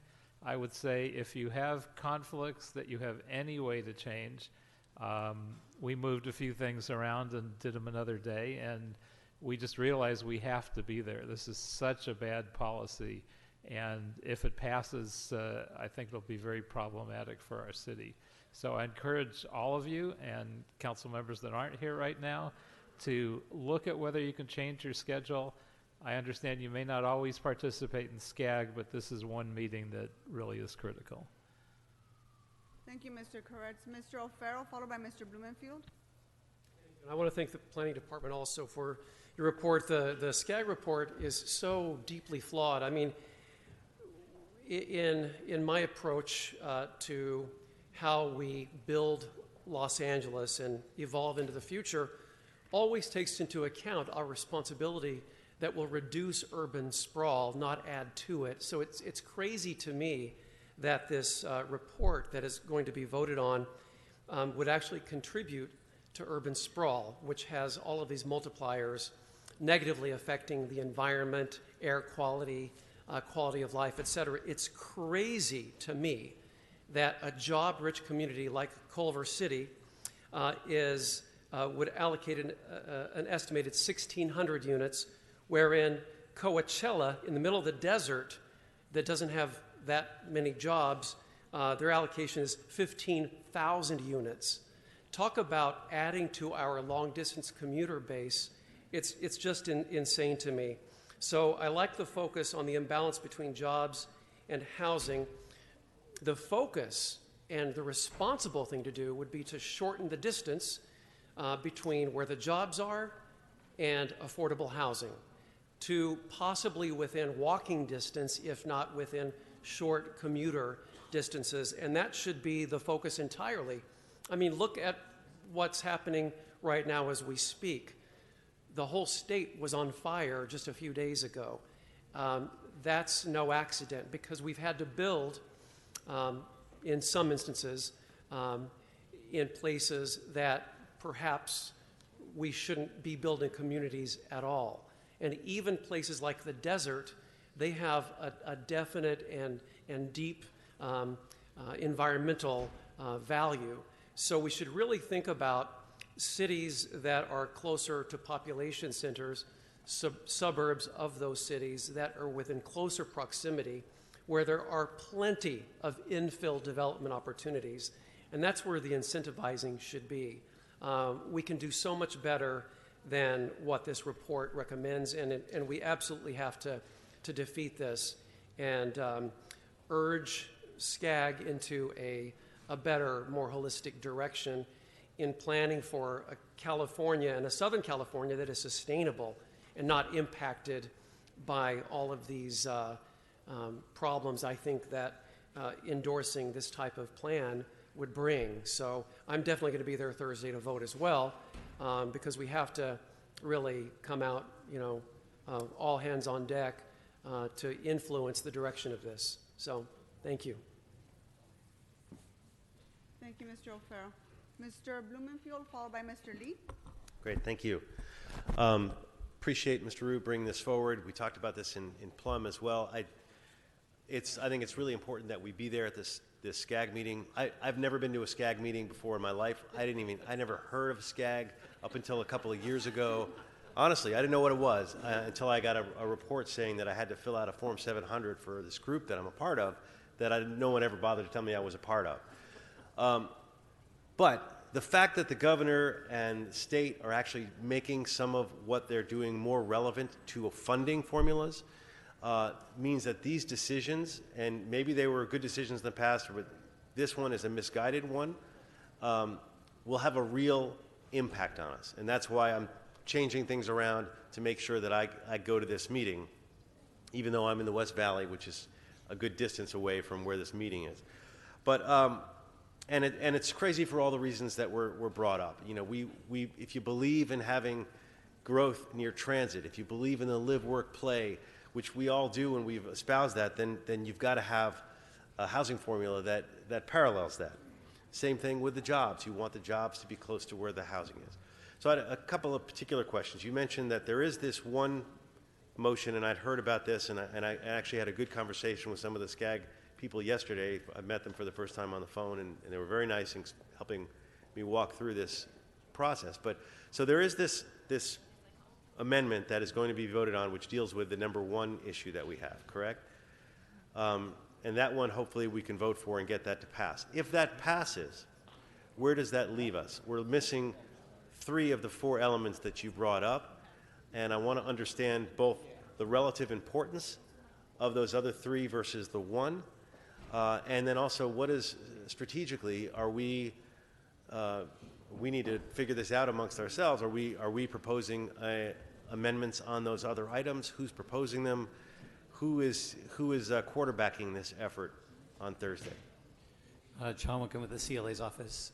We just received from SCAG a new chart showing the allocations on that alternative. Under that alternative, with only that one item being changed, the city allocation would increase by 16,000 housing units. Which are? The city allocation would our city. increase Okay. by 16,000 units. In conversations with SCAG, we learned that some of the other methodologies would actually result in reductions in the allocations. We're concerned that the jobs and the transit data that they're using may not be the most appropriate and helpful in achieving some of the solutions that you've all identified in terms of equity and dealing with greenhouse gas emissions, et cetera. So those other three elements are very important in the allocation. And this is Claudia Monterrosa from HCLA, and the social equity adjustment is a really key one because we are advocating or recommending that there will be a more equitable distribution of the RENA allocation across jurisdictions from the get-go. So that's the other element that we are urging here, because by removing the number one recommendation is great, but it still doesn't address the distribution of that RENA.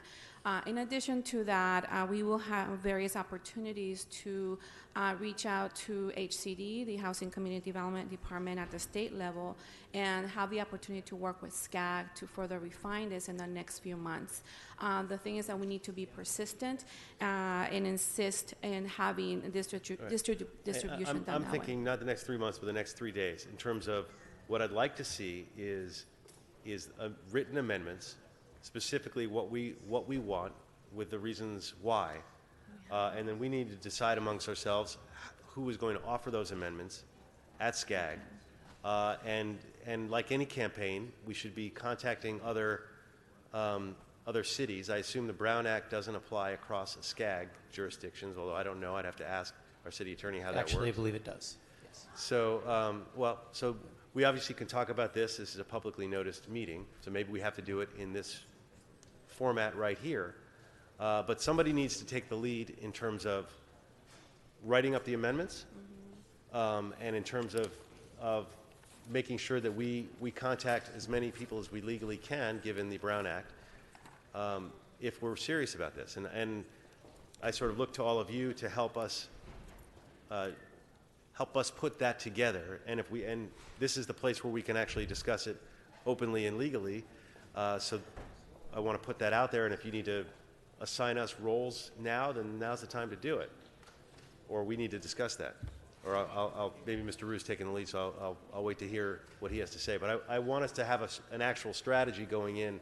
I don't want us to just show up with the idea that we're either voting yes or no, because life is never that simple, and it's not going to be a question of yes or no.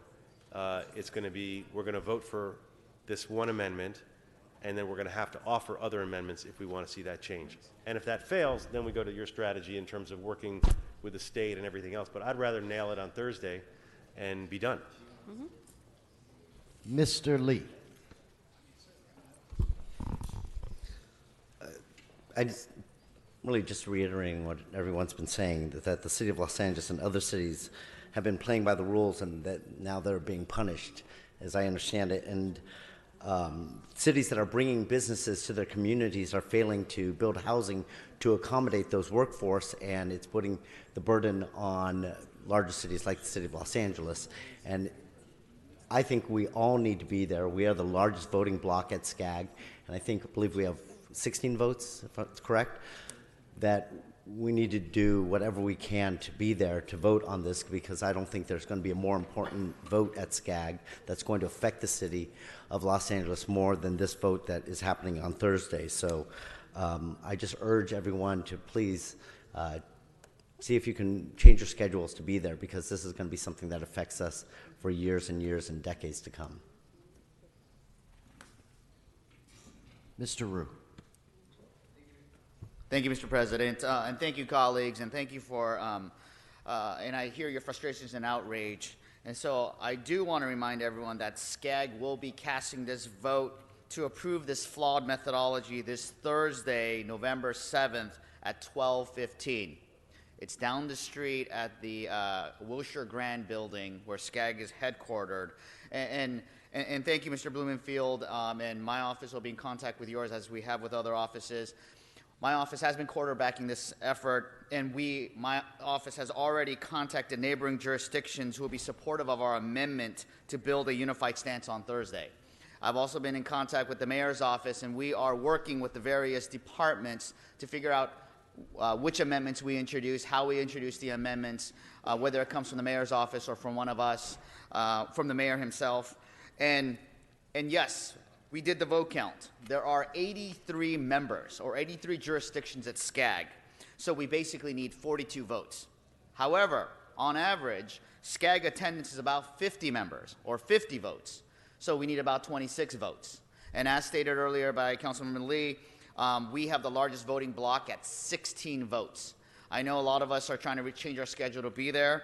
If all of us attend and the mayor, that's 16 votes, and we need 10 more votes to have the majority at this Thursday. So that is our efforts. My office could share with all the other offices the letters we sent out to our nearby jurisdictions, especially those jurisdictions who will be supportive of our amendments. A phone call or a letter from your office as well would go a long way. But every one of us are voting members, and we all need to attend if we can. And we will be working with the mayor's office, with your offices, anyone who's interested, as well as all the different departments, to have not just one amendment, but several amendment strategy in case it doesn't pass. So thank you for your comments, Mr. Blumenfield, and thank you to all the colleagues for your interest and for your concern on this matter, because this will literally determine how the city of LA and our entire region will build and will develop in the next 10 years. Thank you, Mr. President. Thank you so much, Mr. Rue. Let's prepare to vote on this item. Let's open the roll, close the roll, tabulate the vote. 14 ayes. Okay. That brings us where? Mr. President, brings council to item 46.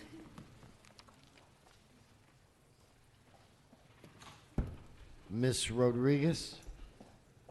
Thank you, Mr. President.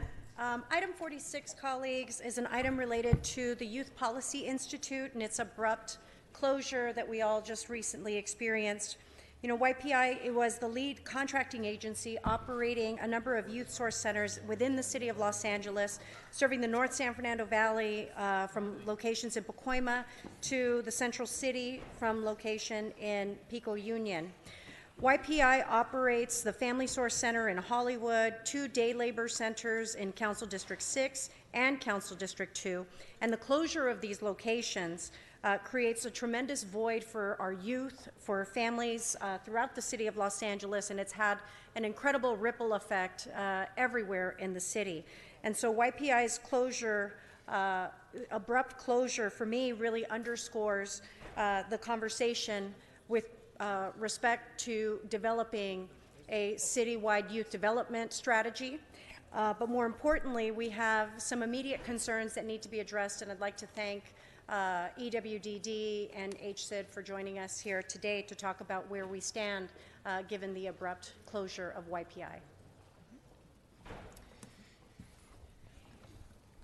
Good morning, council members. Abigail Marquez with the Housing and Community Investment Department, and I'm joined by my colleague, Veronica McDonald, Housing and Community Investment Department, Family Source Program Manager.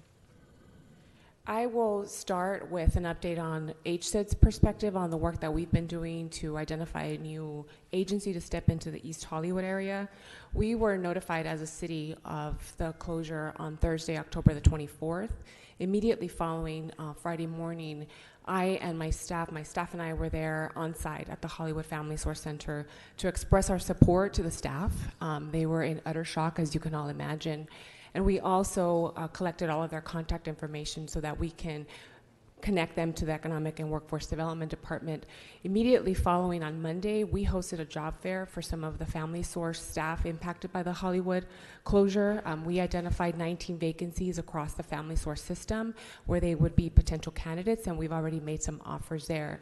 Also concurrently, we worked with Breezy Foundation, which is the closest family source center to the Hollywood site, to step in immediately to provide services. So they started providing services as of Monday morning. We're also working very closely with the LUSD Pupil Service and Attendance Counselor that was co-located at the Hollywood Family Source Center, and she's been providing services to the families and particularly working with the schools in the area. So she's working with the elementary school, the two high schools, which are Helen Bernstein High School and Hollywood High School, and also at LeConte Middle School. Additionally, we are working with LUSD to temporarily co-locate Breezy staff and the LUSD staff at LeConte Middle School so that we continue to have a presence. The Family Source program continues to have a presence in the East Hollywood area. With respect to the procurement, HSID issued an RFI, a request for inquiry, on Wednesday, October 30th, and we expect it due back tomorrow, November 6th. We will include a site inspection. We are a little concerned because real estate in Hollywood is very expensive, so we will keep you all abreast of who is identified as a replacement operator. But rest assured that we did move quickly to identify the closest family source center to step in immediately to provide those services, and they will also assign staff, again, to be working out of the middle school to continue to have a presence in Hollywood. Not at the scale that the Hollywood Family Source Center was providing. They were serving over 2,000 unduplicated residents on an annual basis, so it is a huge impact on the community itself, but we are working very quickly to identify a replacement operator. Thank you. Robert? Good morning, Robert Science. I'm here with my colleague Gerardo Rubalcalva with the Economic and Workforce Development Department. Yes, it's tragic in terms of seeing the agency close down, and as abruptly as it did. We did have under contract with YPI one WorkSource center in your district. We also had 2 youth source centers and 2 day labor sites. So they were highly leveraged partner with us. Much as Abigail said, we immediately on that Friday had staff at all locations to be able to work with the current YPI staff as well as to collect the files for each of the clients. We were able to distribute those names and references to other WorkSource centers and USource centers in the area, and then immediately actually put out an RFI by that following Tuesday. We do have replacement operators already identified. Staff was able to expedite and did tremendous work in being able to move it quickly. We're hoping to have services up and running in the next 2 to 3 days. We have, the WIB has already approved the replacement operators. Goodwill to take over the WorkSource Center, which is going to be co-located with our LA County resources. So Goodwill will operate the WorkSource Center. AYE will operate in the Rampart area in District 1. And El Proyecto del Barrio. Right, El Proyecto del Barrio would actually operate in the Jeopardy Center in Pacoima. We did reassign staff because that's a city-owned property, so we've kept that site ongoing. So that hasn't shut down. We actually have our staff there. In addition, we also have our LAUSD partners, both on the WorkSource Center and USource centers, who are continuing to service clients from those locations. So in total, how many contracts did YPI actually have with the City of Los Angeles? Do we have a full number? With HSID, there were 2 contracts, the largest being the Family Source contract for $800,000, and they had a small contract through the Office of Traffic Safety, the car seat program, and that was an $8,000 contract, 8. So 2 contracts. Okay. And so we had 5 master contracts with about 9 different funding sources in those 5 contracts. Okay. And Abigail, you were saying that amongst those that are substitute providers, they don't have the full capacity to comprehensively meet the need that YPI was previously servicing? Not currently, again, because they operate a full family source center. So, for example, Breezy Foundation, they have their full center, their full program services that they offer at their center. So they are stepping in on the interim to provide some services so that there is no disruption or minimal disruption. There is still disruption, to be honest, because they're not going to have the capacity to serve the 2,000 clients that YPI was serving, but they have a presence and they are referring to other neighboring family source centers and doing the best that they can, working very closely with LUSD. So among some of the employment options for many of the employees that were so abruptly let go, I know it was well over 1,000 individuals that had been employed. I know you had been hosting a number of job fairs. For how many of them have been picked up by some of these other agencies so that they were able to do the continuity of service in this succeeding round? On our end, when we visited the Family Source Center, we had 7 full-time on the Family Source contract, but we extended support to all of the staff that were working out of the Hollywood Family Source Center because the YPI was leveraging other funding sources, so there was staff there that were charging to different grants, not city grants. But in total, we counted approximately 19 staff that were working out of the Hollywood YPI site. We, to date, have matched, I think 4 individuals have been matched with other FSCs, and the additional employees that have not transitioned yet to a full-time job will be connected to the job fair that EWD is hosting this Thursday in 2 days, so they can talk about that as well. But they've engaged that staff as well. So YPI employed approximately 900 employees full-time and part-time. Approximately about 450 of them are being picked up by a successor organization, predominantly on the aftercare or after-school care. So there's probably about 450 employees that are looking for jobs together. Not all of those, vast majority of those are not city contract related. We are having a major job fair, as Abigail mentioned, on Thursday. We have over 30 employers that are coming. We have several hundred of the staff that have signed up to come to the job fair and for us to provide immediate services. We also provided rapid response orientations already for a number of the staff that provides them with their rights and responsibilities that they have as dislocated workers. So that has already taken place. We have a real concern about starting the services almost as immediately as possible on the city contracts, and all of the city contracts that will be under the service retention ordinance. So they would be able to have the new position under the contract under that service retention ordinance. So, I mean, given the circumstances of what we just experienced, what are the mechanisms that we have in place to actually evaluate organizations such as YPI to assure that we're not going to set ourselves up with any successor agencies to have the same thing happen to us again? So we do have an extensive set of protocols both on the fiscal and program side for the monitoring. And of course, it's always dependent on the information that we are able to get. Because these are federally funded agencies, we also have to meet the federal requirements as well as the state requirements in terms of what they're able to have to operate in terms of their own procedures in place. One of those requirements is that they actually have to submit an A1 audit every year, and that is an independent audit that actually identifies their organizational strengths and weaknesses in essence. The last audit that we've been able to receive from that organization, as well as others, is reviewed every year. There were no significant findings that came out of their last audit that was submitted. This current audit that was submitted by the agency really did identify all of those major weaknesses they had organizationally.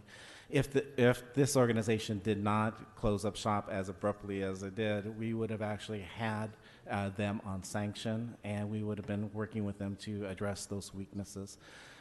We also have internal audits that actually happen on our fiscal side, and there's fiscal auditors that go out at least once a year that go through the specific city contracts.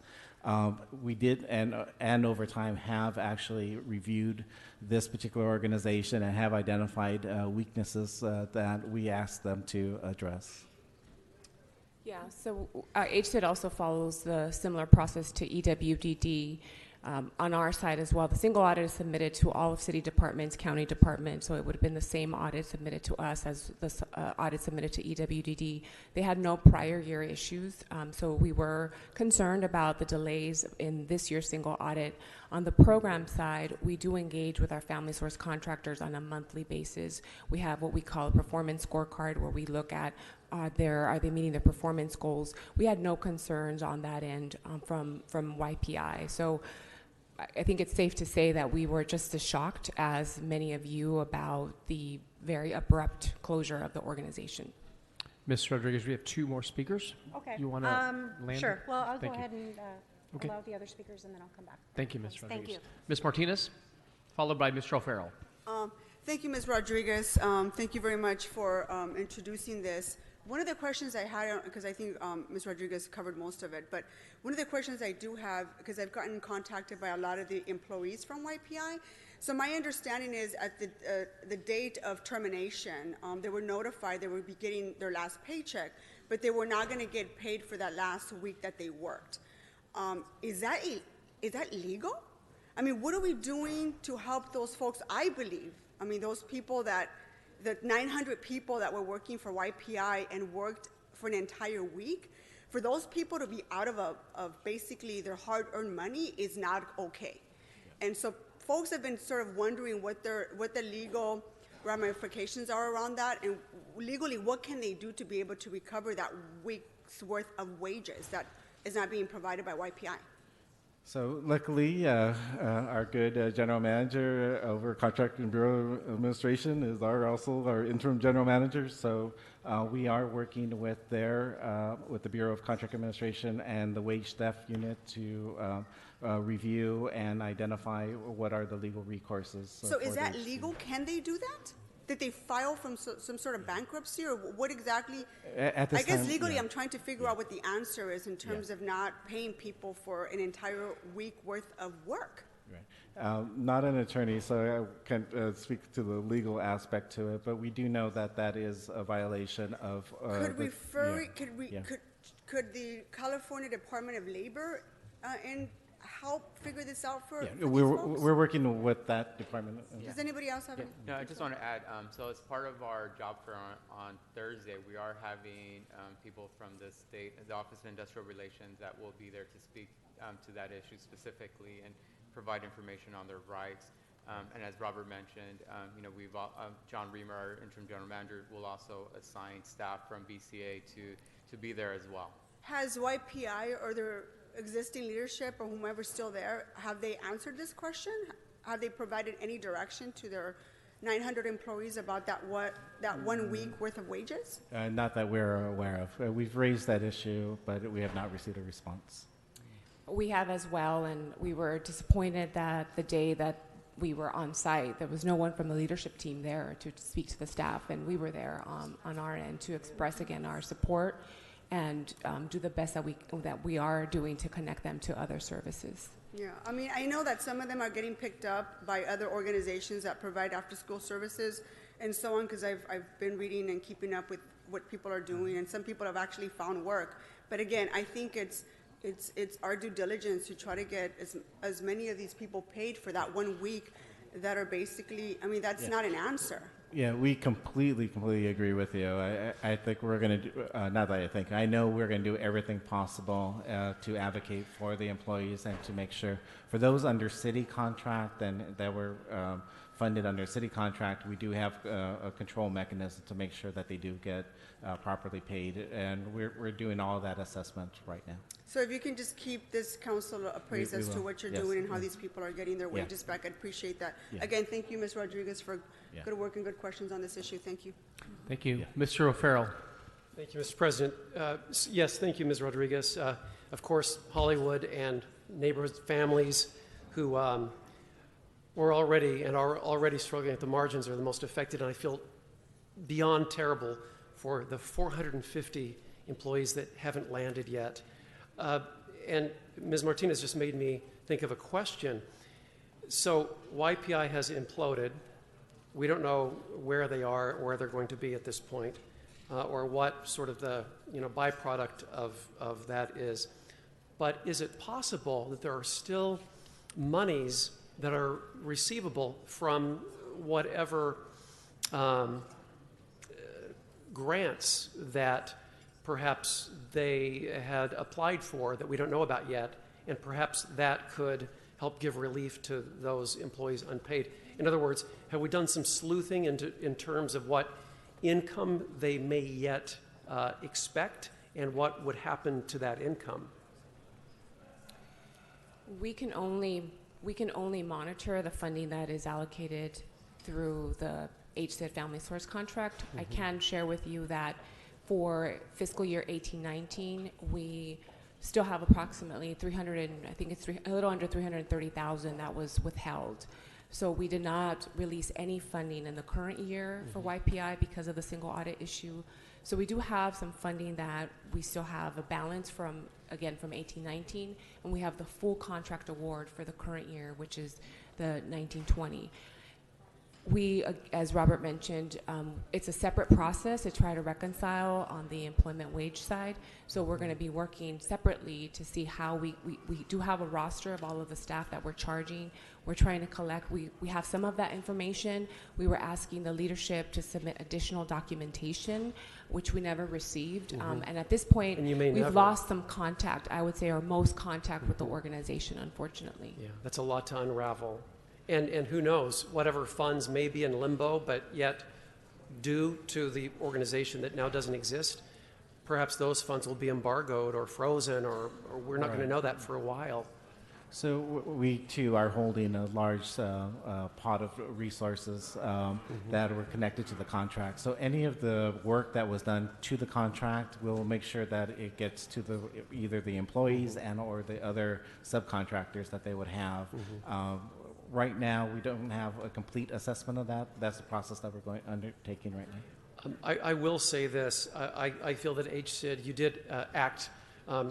You were very responsive, very, very quick when this happened. And I have to also, I've been checking with the schools in the 13th District and kind of where things are with people on the ground. And they feel that the district and HSID has been very responsive and has acted quickly and doing the best you can. So I want to give you that much for sure.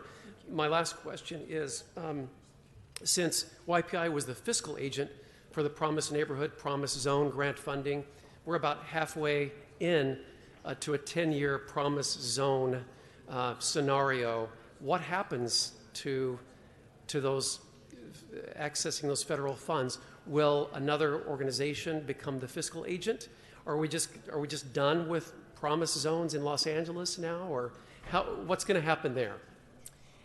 I can't answer that, council member. Unfortunately, that's separate from the family source contract. I do know that the mayor's office has been having conversations with the Housing and Urban Development Department to look at if there is another organization that has the capacity to continue to provide the services at the scale that YPI.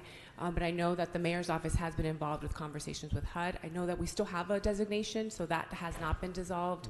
I think they're in the process of identifying another organization to lead the work that YPI Right, was but this, thank you. And I know that the Promise Zones are managed through the mayor's office, but it brings up a larger question because that is a major disruption to federal funding that we certainly have the right to access for another, I think, 5 years or so in the East Hollywood area and many other areas that YPI was the fiscal agent. So, colleagues, that's something else that we need to iron out as quickly as we possibly can.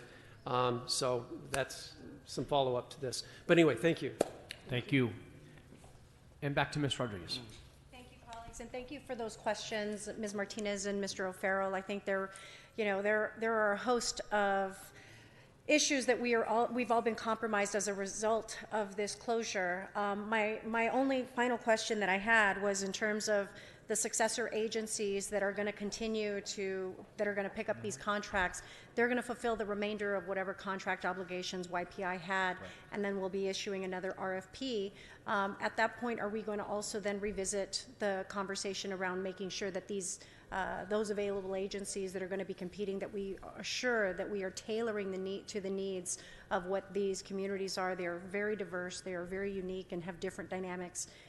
Is that process going to remain available to them? Yes, and as you know, over the years, as we built out our Work Source Center, our Youth Source Center, our Family Source Center, in conjunction with HSID, it really has been tailored to the local needs of the organization, the local community needs. The organizations that we select as part of our criteria reflects both the language, the specific community needs, the uniquenesses of each of the community districts. And we look forward to working with each and every council office to make sure that we are selecting organizations that are reflective of the community needs. Yep. Okay. Well, I too want to just join my colleagues in thanking you for the quick response. It's had a devastating effect in our neighborhoods, particularly for those employees that found themselves immediately unemployed with no warning. So I really appreciate your response and look forward to your continued work and report. Colleagues would like to ask for a report back in 30 days on all of the number of issues that we were raised here today, including what the circumstances are going to result with the promise zones and who the fiduciary will be in serving in that role going forward. Absolutely. But again, thank you very much. And I also would be remiss if I didn't thank all of the city family and the city staff from both departments that were out there on that Friday morning to actually receive the staff and help them process the bad news moving forward. We do invite folks to come out on Thursday, just maybe for moral support to actually see the job in progress. Many of the city agencies and city contractor partners has come up and stepped forward. Like it said, that we have over 30 agencies scheduled to be there on Thursday. Thank you. Thank you. And Ms. Rodriguez, I'll second your 30-day report back. No problem. We'll do that. Okay, we have 2 speaker cards. Greenspan, please come forward. How about Herman? Please come forward. And with the people in the back with the signs, please stop waving the signs. It's distracting. Okay, that's your final warning on the large signs. Please, thank you. Okay, Herman, you got 1 minute.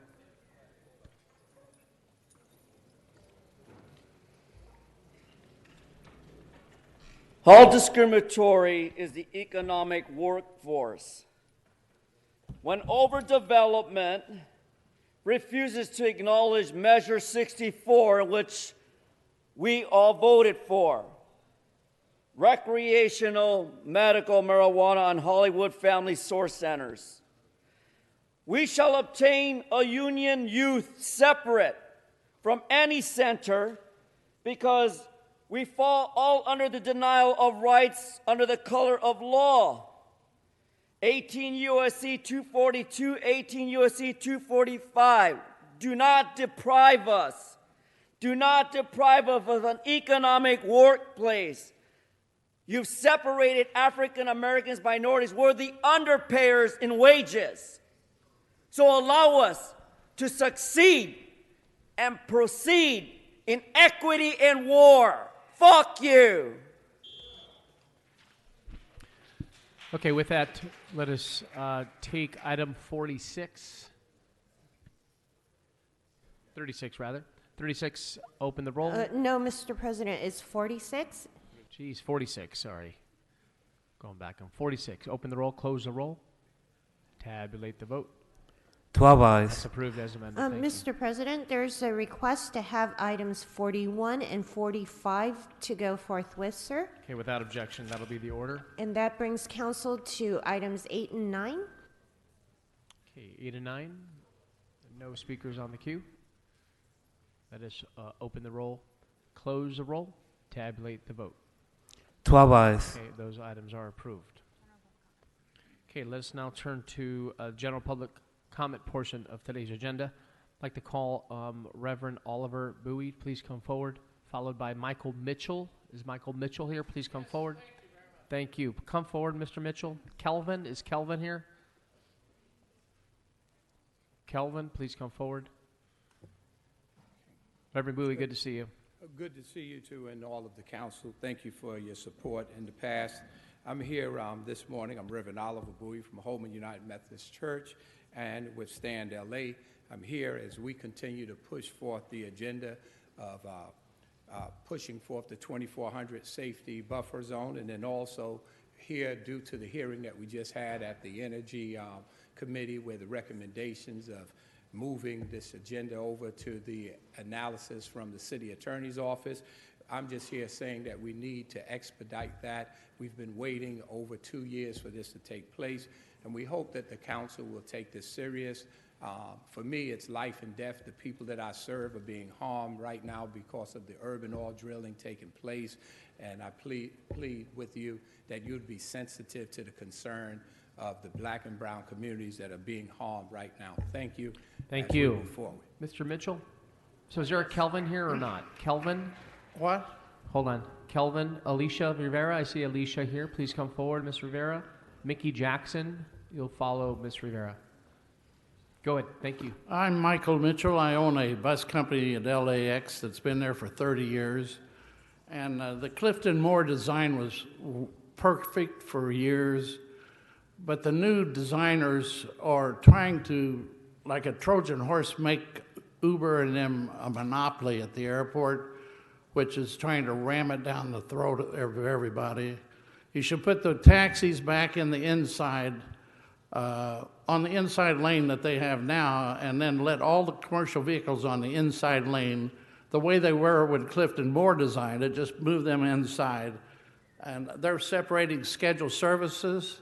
They're making the rest of us go broke that are local companies. The designers are molds for Uber. So let Uber stay there and let people choose. They put people on train, on like an Auschwitz train on buses out there. They don't even know why they're going. So please, thank you. Help us try to have an airport people will want to come to again. Thank you. Alicia Rivera, please come forward. Mickey Jackson, Donnie Anderson. Thank you. Please come forward.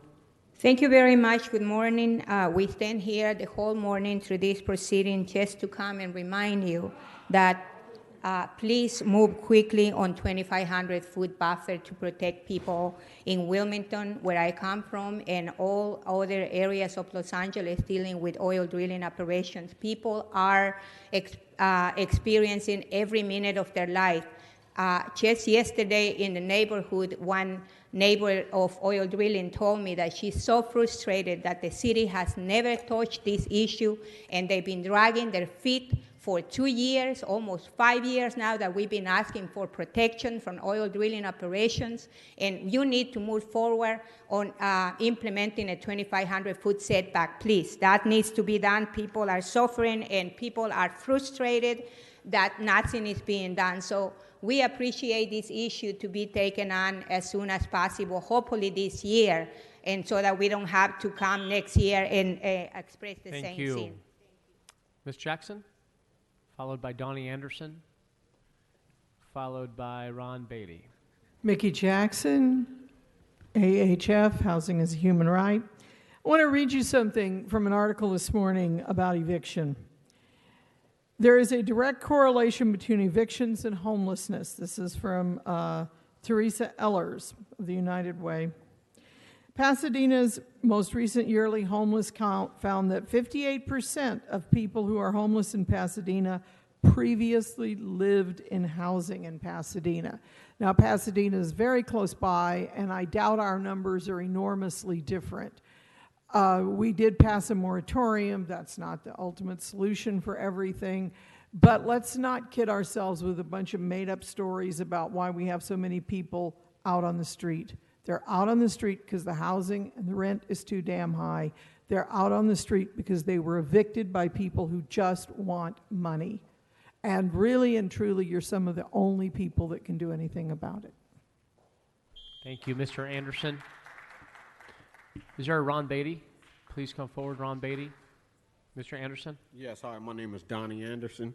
I am the co-founder of California Minority Alliance. We are the ones who brought forth social equity in the city of Los Angeles, and we work with the governor and Prop 64. Social equity is being railroaded right now. It is not being looked after by those who are put in the positions to make sure this was a fair and equitable process.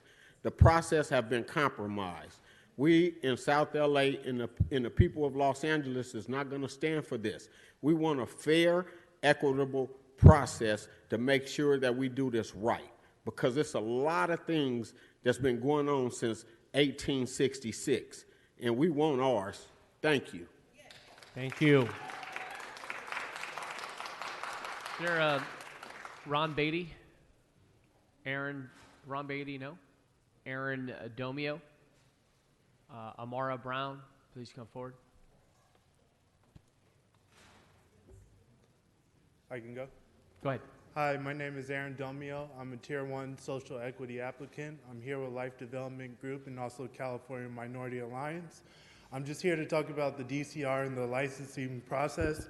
It was unfair. There's clear evidence that the submission process was unfair and flawed. There's evidence that there's corruption coming from the DCR, and you guys are acting like you guys don't care.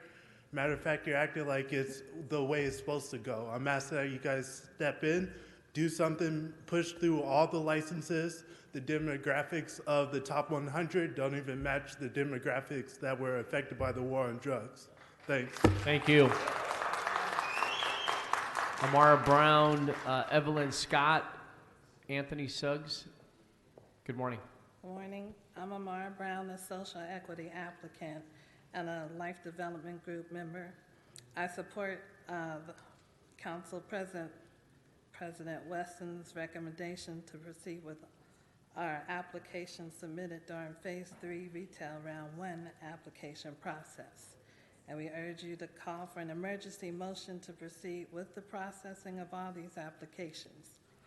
And we're going to continue to fight because this is war, and we are not going away at all. Thank you. Is there a Madison Shockley? Please come forward. Ms. Scott? Hi, my name is Evelyn Scott, and I'm a Phase 3 Tier 1 social equity applicant. I'm here today to echo the letter that was penned by Council President Herb Wesson regarding the failure of Phase 3 Round 1 by the Department of Cannabis Regulations. In order to correct the failed first-come, first-served process, we strongly recommend that all Phase 3 Round 1 applications be processed.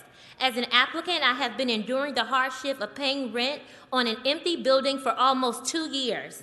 This is driving me into debt before I can even open the doors of my business, and it's not fair. We need to process all applications, and we need all of the council members' support, and we need it now. The city has the power to activate the change we need, and we need it now. The entire program has been an insult to the Black community, and you all should be ashamed.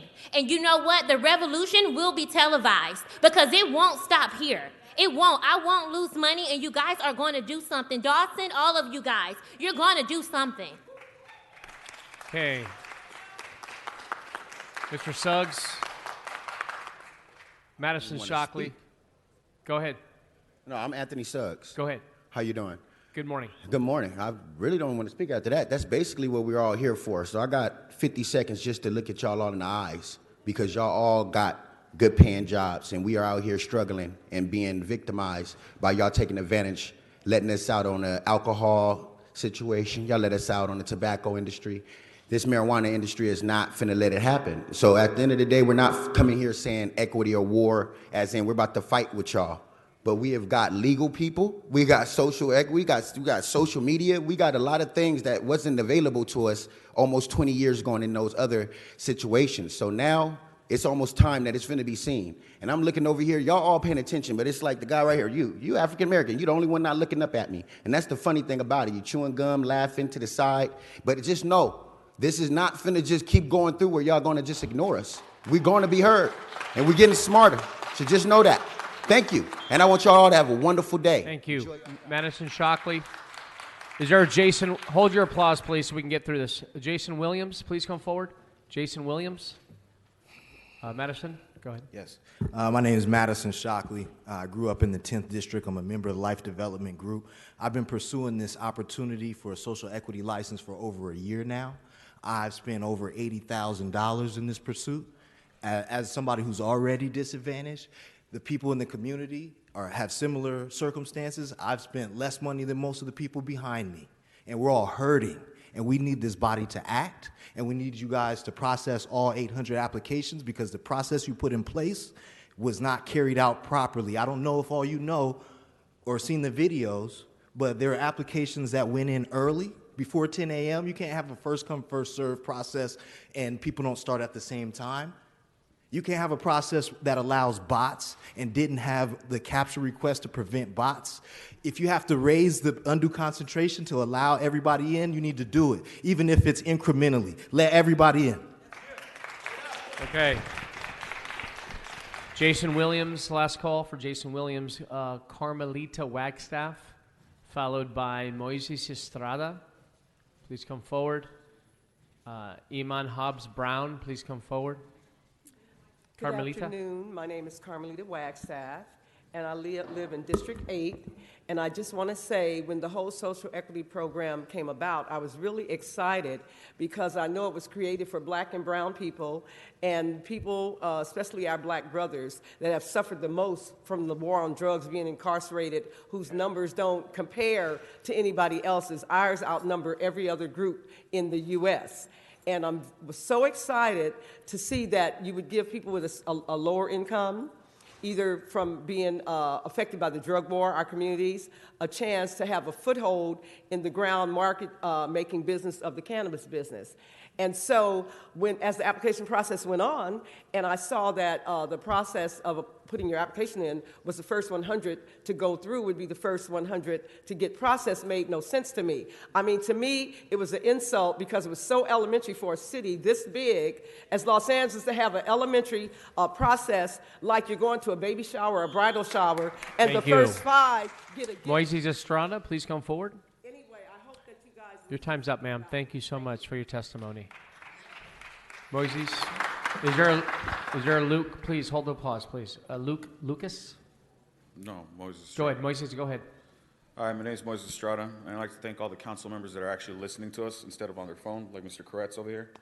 You all got to remember that it's election season. You too, Mr. Dawson. Please address the whole body, sir. I'm Thank addressing who I want to, sir. This is my public comment. Okay? Thank you. I'm a social equity applicant. I'm a lifelong constituent of Mr. O'Farrell's district. Thank you for having all your people get back to me promptly. I have no problems with your office. Thank you very much. But the rest of you, we all know that this was a botched, this whole thing was botched. The whole process, first come, first served, didn't work. People got in early. We need to process all the applications. I'm hurting here. All these people back here are hurting. We've been paying rent on buildings for years. I've been doing this for 3 years already, since phase 2.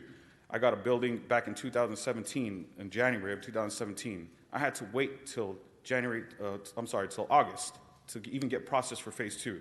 How does that work when it was supposed to be open during March? We're dying here. We're paying leases that are like $15,000 a month. This is supposed to be social equity. None of us have the money for that. We've had to take on investors that are predatory. Please help us. Thank you. Iman Brown? Luke Lucas, please come forward. Hold on, Ms. Brown. Is there a Luke Lucas? Please come forward. You have Virgil Grant. Please come forward. Go ahead, Ms. Brown. Addressing everybody here, and my name is Iman Hobbs Brown. I'm from Council District 15. I want to just reiterate not so much what everybody in front of me has said, because I understand that those points have been made, but the reminder is this. The social equity program for Los Angeles was voted in by members of all of you all's respective districts. These are people who voted in the social equity program because I have to believe they believe in the concept of social equity and equality for all people, business owners, and certainly for those who were disproportionately affected by the war on drugs in the communities that many of you all's districts represent. So my request to you all is to please lend your support, weigh in with President Wesson, urge that this flawed social equity processing program as it exists now allows for all of the applications be processed. Thank you. Virgil Grant. Mr. Grant, hold on. Is there Irvin Piega? Please come forward, followed by Valerie Townsend. Mr. Grant. Good afternoon, Council. My name is Virgil Grant. Just a quick few simple things. The process was compromised. And so with the process being compromised, you can't move on and just start issuing out pay slips to people after the system has been compromised, because those are some of the people that compromise the system. Then you give them a pay slip, which means you're getting ready to reward them for doing something that they shouldn't have done. Those people should be eliminated from the process, and then we should move on to the next ones that did it the right way. Social equity was intended for those that were negatively impacted by the failed war on drugs, and looking at the list that is represented in those first 100, it's far from it. 4 to 1. 4 to 1, we were incarcerated, but it doesn't say 4 to 1 on this list. It's far from it. We need to stop, and we need to start over, and we need to do this process right. Thank you. Mr. Piega. Yes, good afternoon. I'm Irvin Piega. I'm a Filipino-American born and raised in Los Angeles. I've lived here all my life. I'm a Tier 1 social equity applicant. For the past few years, I think we've all been working together alongside with you guys and everyone here to get to a place and hope and light that, you know, the past is going to be corrected. And really now, we're just disappointed. We're at the finish line here, and, you know, we're starting to get hopeless here, and we really need you guys to really just, you know, really support Weston's recommendation to process all the applications for us, please. Hey, Valerie Townsend.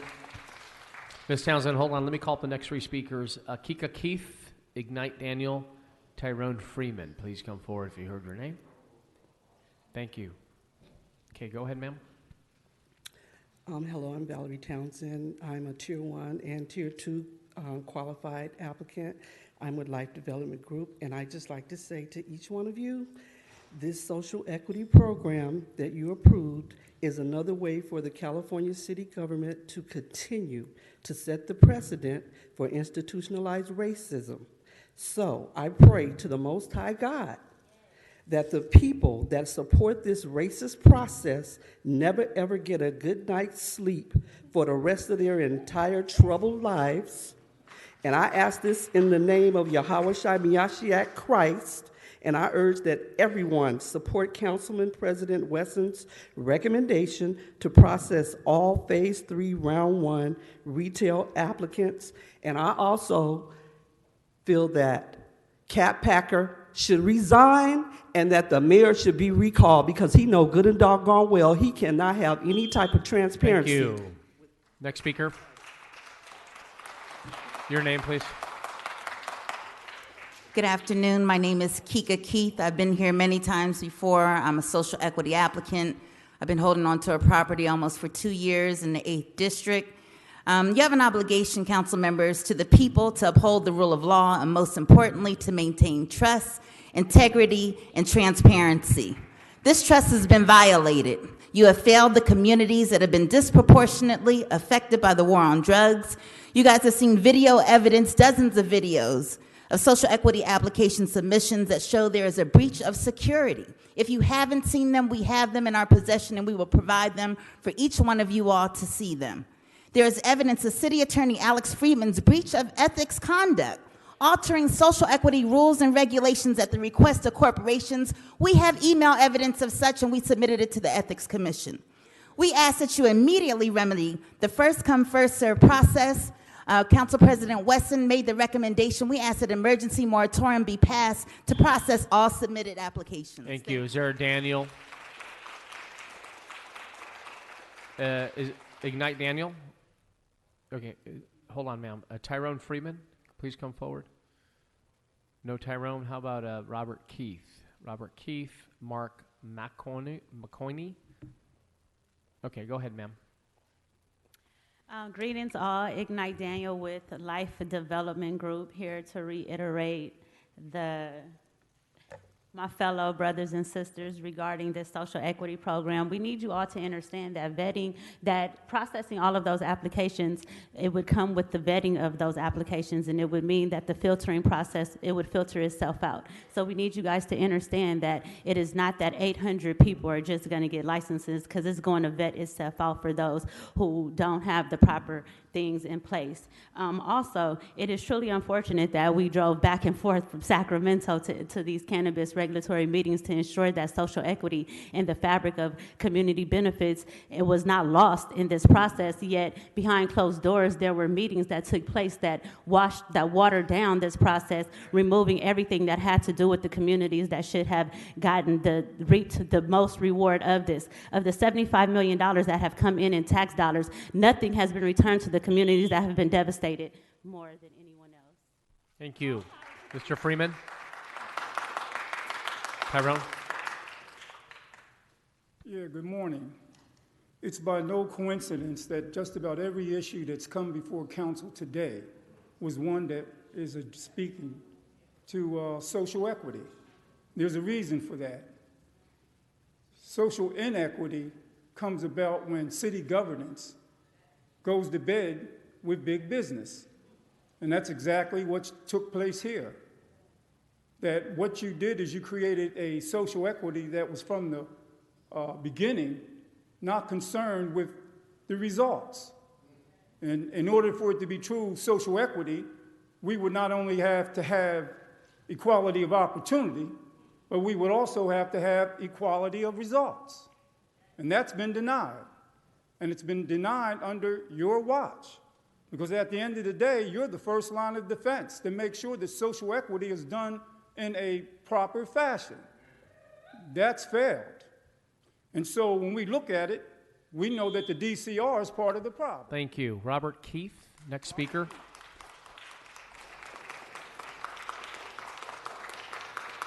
Is there Mark McConey? Mark McConey, Thank a.k.a. you. Bo Rock. Y'all say what's up to my 21,000 Facebook followers. I'm in the music business. Also known as Bo Rock from the Dove Shack. I got records with Tupac, Snoop Dogg, all that.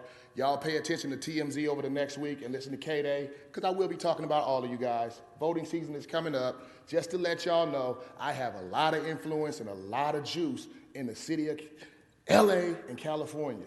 I'm on the radio every day. You guys will not sleep and sweep this up under the rug and think you're gonna be reelected. Nobody.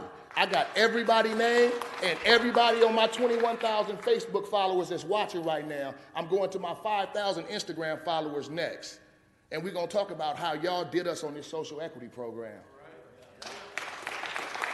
Okay, let me call up the next three speakers. Marcy Lyles, Walter Edwards, Don Garza. Please come forward. Ms. Lyles, good afternoon. Yes. So as I sit here all morning listening to all the issues the city is having and the systems you put in place are all failing. That is so embarrassing. It doesn't surprise me that I'm here today expressing my extreme disappointment and embarrassment that the city that I'm from, born and raised 10th District, has lied and deceived me once again and all these applicants with moving forward the corrupt application process. How dare you guys? That is a disgrace. So I do support President Wesson's letter. The only person here that's going to recommend that we process all these 800 applicants so that the process that be fair of vetting, once and for all, vetting for this program to take place. You move the 5 years, the 10 years to 5 years. So all these people got in that haven't even lived here. I've been affected by the war on drugs. I have 3 boys raised by myself. Thank God you. is watching everybody. Okay, Walter Edwards. Is there a Rabin, please hold your applause. Rabin Woods, please come forward. Go ahead, Mr. Edwards. My name is Walter Edwards. How you guys doing this morning? Good afternoon. I just want to praise the Lord for all that he's doing in everybody's life, and I believe we're all trying to be servants just like you guys are. And I just say that you didn't oversee DCR. You know, you gave DCR a task to implement this program, and they didn't do it right. The vetting process did not work for the 802. Some of those should never even been in there. This is not a lottery. We lost our lives, our livelihood. I was arrested at 17 years old in Jefferson High School for 6 joints, and they said I was a pusher. I did 18 months in the youth authority.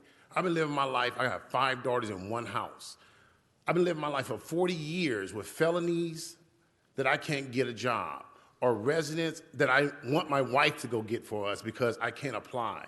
I've been treated really bad with this program. I was target, all right? So the process has to go back to priority processing. There's in your own writing. Just follow this script. Good morning. Thank you.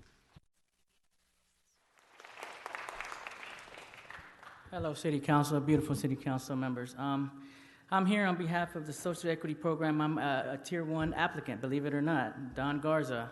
I actually am one of the applicants that was able to send in my invoice this last week. And it brings tears to my eyes because I've witnessed for 20 years in Skid Row what the war on drugs has cost this country. I watch people die every day for 20 years of people that had been affected by this war on drugs. I'm here to support that we vet and we also we go through all the submissions for applications. We need to do this. I might lose my spot. I'm legit, but I'm willing to make that sacrifice because I've seen the sacrifice on the streets of Skid Row for 20 years. Thank you. Rabin Woods, followed by Donald Kronos. Good afternoon. My name is Rabin Woods. I'm a member of Life Development Group. I'm sitting here, I'm looking at the voting clerk. He constantly got the smirk and a smile on your face. I'm not saying anything's wrong with that. I'm saying we all want to have that smile on our face. You've heard a lot of possible accusations. I'm here to tell you that they're backed by facts. We have research. We have information that if only you could just look at it and then do the right thing about it, we wouldn't even have to come in here and say anything negative about the social equity process. I am not a person that's upset as much as some of my friends and colleagues and brothers and sisters because I actually got the invoice, I actually got accepted, I actually got some favor in this process, but I'm here to tell you the system has failed us. It's still wrong. So I just want to let you know that it's not everybody that didn't get a license or that didn't get an invoice that's upset about it. Because I could be in that same situation. And what makes me think that it's going to work even though I got the invoice? Donald Kronos. Is this thing on? Yeah, I actually came here to support the Medicare for All, which went through. Thank you for that. And I see this other thing going on, and I know what the concept of social equity is, but I wasn't familiar with exactly what they're talking about, so I've asked a few people, I've listened. It sounds like they're asking for something reasonable.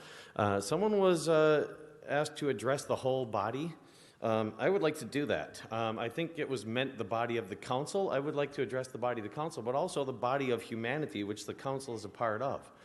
You guys are doing pretty well. And humanity helped you get there, and humanity is helping keep you there. But you need to help humanity as well, and that's what these people are advocating for. That's all they're doing is they're saying something went wrong. I want to address the body, and I want to address specifically repetitive strain injury. I've got a definition of strain here. I just pulled it up on Google as a verb, force a part of the body or a part of oneself to make a strenuous or unusually great effort. Thank you, sir. Can't continue? And Herman, 1 minute for everyone. Thank you, sir. Herman, please come forward. Herman, last call for Herman. 1 minute, general public comment. Yeah, Daddy. Trying to keep people out of business, overlapping their costs so they can be the next generation of homeless, unemployed people.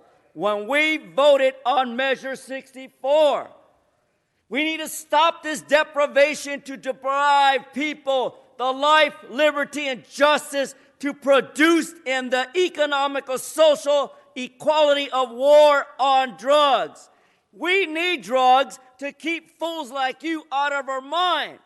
So we're here to say, as you heard the testimony, we demand a motion to have an emergency motion to demand action. Where the fuck are you, Herb Wesson? Get your ass out here and tell your frat fucking brothers to support your action, and let's have equality, social justice. Fuck you, 42 USC. Okay, Madam Clerk, what's before us? Council has motions for posting and referral. Posted and referred. That clears the desk. Thank you. Members, any announcements? Okay, seeing none. We can all rise for adjourning motions, please. All rise for adjourning motions. Please, shh. We just need order in the chambers, please. Everyone had an opportunity to speak. Thank you. Thank you. We have adjourning motions. Please rise if in the chambers if you're able to. Thank you. Okay, if you're continuing to disrupt this meeting, you'll be asked to leave, sir. That's not over. We have not adjourned. Please be quiet. Thank you. Shh. Shh. Thank you. Okay, that's your final warning, sir. Thank you. We have adjourning motions. If you're able to, please rise for adjourning motions. Thank you. Ms. Rodriguez. Colleagues, I'd like to ask that today we adjourn in memory of George Beck, who served our country as a U.S. Army sergeant and our city as an LAPD deputy chief. George Beck, the father of our former police chief, Charlie Beck, continued the LAPD legacy that 2 generations before him had started and dedicated 30 years to the Los Angeles Police Department. George Beck was born on November 13, 1924, in Alamosa, Colorado. On his 18th birthday, George enlisted in the U.S. Army Air Corps and completed training as a gunner on the most advanced warplane of its time, the B-29. After the war ended, U.S. Army Sergeant Beck pursued his bachelor's in science degree in public administration at the University of Southern California, where he also met his loving wife, Elma Catherine Keller. George graduated from USC and soon after applied to the Los Angeles Police Department and completed academy training. Police Officer Beck was assigned to Traffic Control, Jail Division, and eventually to patrol in the 77th Division. He was promoted to sergeant in 1955 and worked University Division, followed by investigative assignments in burglary, robbery, and homicide. He became captain in 1965 and was initially assigned to Central Division, but soon was put in charge of the... Sorry. You please, Sergeant, shut the rear doors, please. There's disrupting. Continue to disrupt this meeting, even from the outside of chambers. Sorry, Ms. Rodriguez, continue. Thank you. He became a captain in 1965 and was initially assigned to Central Division, but was soon put in charge of the Training Division, where he completely revamped recruit training and began the first formalized SWAT training. George was promoted to commander and assigned command of the Tactical Operations Group. In 1972, he became deputy chief with the initial assignment to Central Bureau and later to West Bureau. His highest rank was that of assistant chief as the director of the Office of Special Services, where he had citywide authority over intelligence, vice, narcotics, labor relations, and internal affairs. Retired Deputy Chief Beck was active in a number of employee-centric organizations within the Los Angeles Police Department, including serving as president of both the Los Angeles Police Relief Association and the Los Angeles Police Revolver and Athletic Club. He was instrumental in organizing what would become the Baker to Vegas Relay, which is one of the largest amateur athletic events in the nation. He completed 13 full marathons, 10 on Catalina Island. The law enforcement legacy of George Beck cannot be overstated. Besides his incredible individual contributions to professionalizing policing in Los Angeles, he led the way for much of his family. His son, daughter, niece, and nephew all became LAPD officers. His son is married to a sheriff's deputy, and their 3 children are all members of law enforcement, 2 with the Los Angeles Police Department and 1 with the Los Angeles Sheriff's Department. George Beck was preceded in death by his wife, Elma, and is survived by his sister, Charlotte, brothers Martin, Daryl, son Charlie, daughter Megan, daughter-in-law Cindy, son-in-law John, his 6 grandchildren, Brandy, Martin, Megan, Carly, Quinn, and Tess, and his 3 great-grandchildren, Peyton, Jeffrey, and Caleb. George Beck passed away last week at 95 years of age. May he rest in peace. Thank you, Ms. Rodriguez. I'd like to sign on and add to that adjourning motion. Mr. Beck was a longtime resident, he and Alma, of San Pedro, and will forever be grateful for all their contributions to our community in the harbor area. May he rest in peace. Thank you. Members, I'd like to adjourn in memory of Dick Manila, one of our pioneers who invested and believed in our LA waterfront development efforts, passed away on October 23rd. Dick was born in Astoria, Oregon on July 9th, In 1938, grew up in nearby Seaside, Oregon. He was the first of 4 children born to Opal Manila and Roy Manila. Always a diligent worker, he dug for razor clams, fished with his grandfather, John Albertson, a commercial fisherman, and worked for his dad building homes. At Seaside High School, Dick served as student body president and lettered in football, basketball, and track. He graduated from Pacific University in 1961, paying for his own college education with a football scholarship, multiple jobs, including firefighting, earning $2 per fire. Dick was accepted for Marine Corps officer training in 1961, graduating in the top 10% of his class. He served in the Cuban Missile Crisis in 1962. In Vietnam in 1968, he was a company commander of Alpha Company, 1st Battalion, 4th Marines. Dick was awarded a Bronze Star Medal with Combat V for Valor and a Purple Heart before medically retiring as a major in 1969. And after the war, in 1971, he met his wife, Anita Manila. They married and raised 2 daughters, Amy and Melissa. Dick partnered with a fellow Marine, Ralph Roberts, to open the Night Watch restaurant in Pasadena, California, and then went on with additional partners to develop 45 popular Rusty Scooper restaurants nationwide. They were later sold to Nestle Corporation. And as founder of the Embarcadero Development Company, Nick restored a number of iconic painted lady Victorian homes in San Francisco and developed numerous residential subdivisions and commercial properties, including the award-winning Syracuse Hill Office Park in Denver, Colorado. In 1990, he opened and developed the 22nd Street Landing Seafood Grill and Bar restaurant in San Pedro overlooking the Cabrillo Marina. Here, he employed a lot of my friends and family, a beautiful restaurant, and one of the first to come out of the Cabrillo Marina development. His family all relocated to the area from Tiburon soon after. The restaurant is nearing its 30th anniversary at its 22nd Street Landing.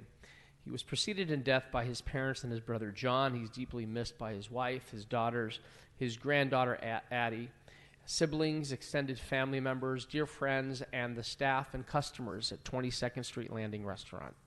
A hero in every sense of the word, Dick will be remembered for his integrity, his honesty, his strength, his courage, determination, leadership, loyalty, and generosity.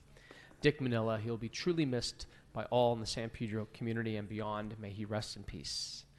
With that, members, Mr. Krikorian. Thank you very much, Mr. President and members. I'd ask that we adjourn this meeting of the Council in memory of Police Officer Tigran Arakelian, a member of the police of the Republic of Armenia who was killed in the line of duty on October 16th. Ironically, I was visiting with the Chief of Police of Yerevan and talking about ways that the City of Los Angeles and our sister city, Yerevan, can work more closely to help law enforcement work more closely together for the mutual benefit of the citizens of both countries. And in the course of that conversation, we were talking about police officer safety, and the chief said, well, violence against police officers almost never happens here. It's not really a concern that we have here. And the very next day, Officer Arakelian, at the age of 38, was gunned down and killed. And it was just a somber reminder, I think, for all of us that in every free and democratic country around the world, police officers get up every single day, put on the uniform, and defend that freedom and that democracy at great personal risk to themselves. Everywhere they do that job, they are at risk. And whenever there's a loss of an officer anywhere in the world, it's something that we should all feel the pain of, and especially in this case with our sister city of Yerevan. So I ask that we adjourn this memory in memory of Officer Arakelian, and that we extend the best wishes of the city of Los Angeles to the people of Yerevan and the Republic of Armenia on this tragic loss. Thank you, Mr. Krikorian. Any others? I do want to recognize a special guest in the audience, the Honorable Richard Alarcon. Thank you, Richard, for joining us today. Welcome. Good to see you. With that, members, we are now, before we adjourn, there's an announcement. Energy Committee will meet at 1:15. So we are now adjourned. Go forth and serve the people, the city of Los Angeles. We're at 2, right?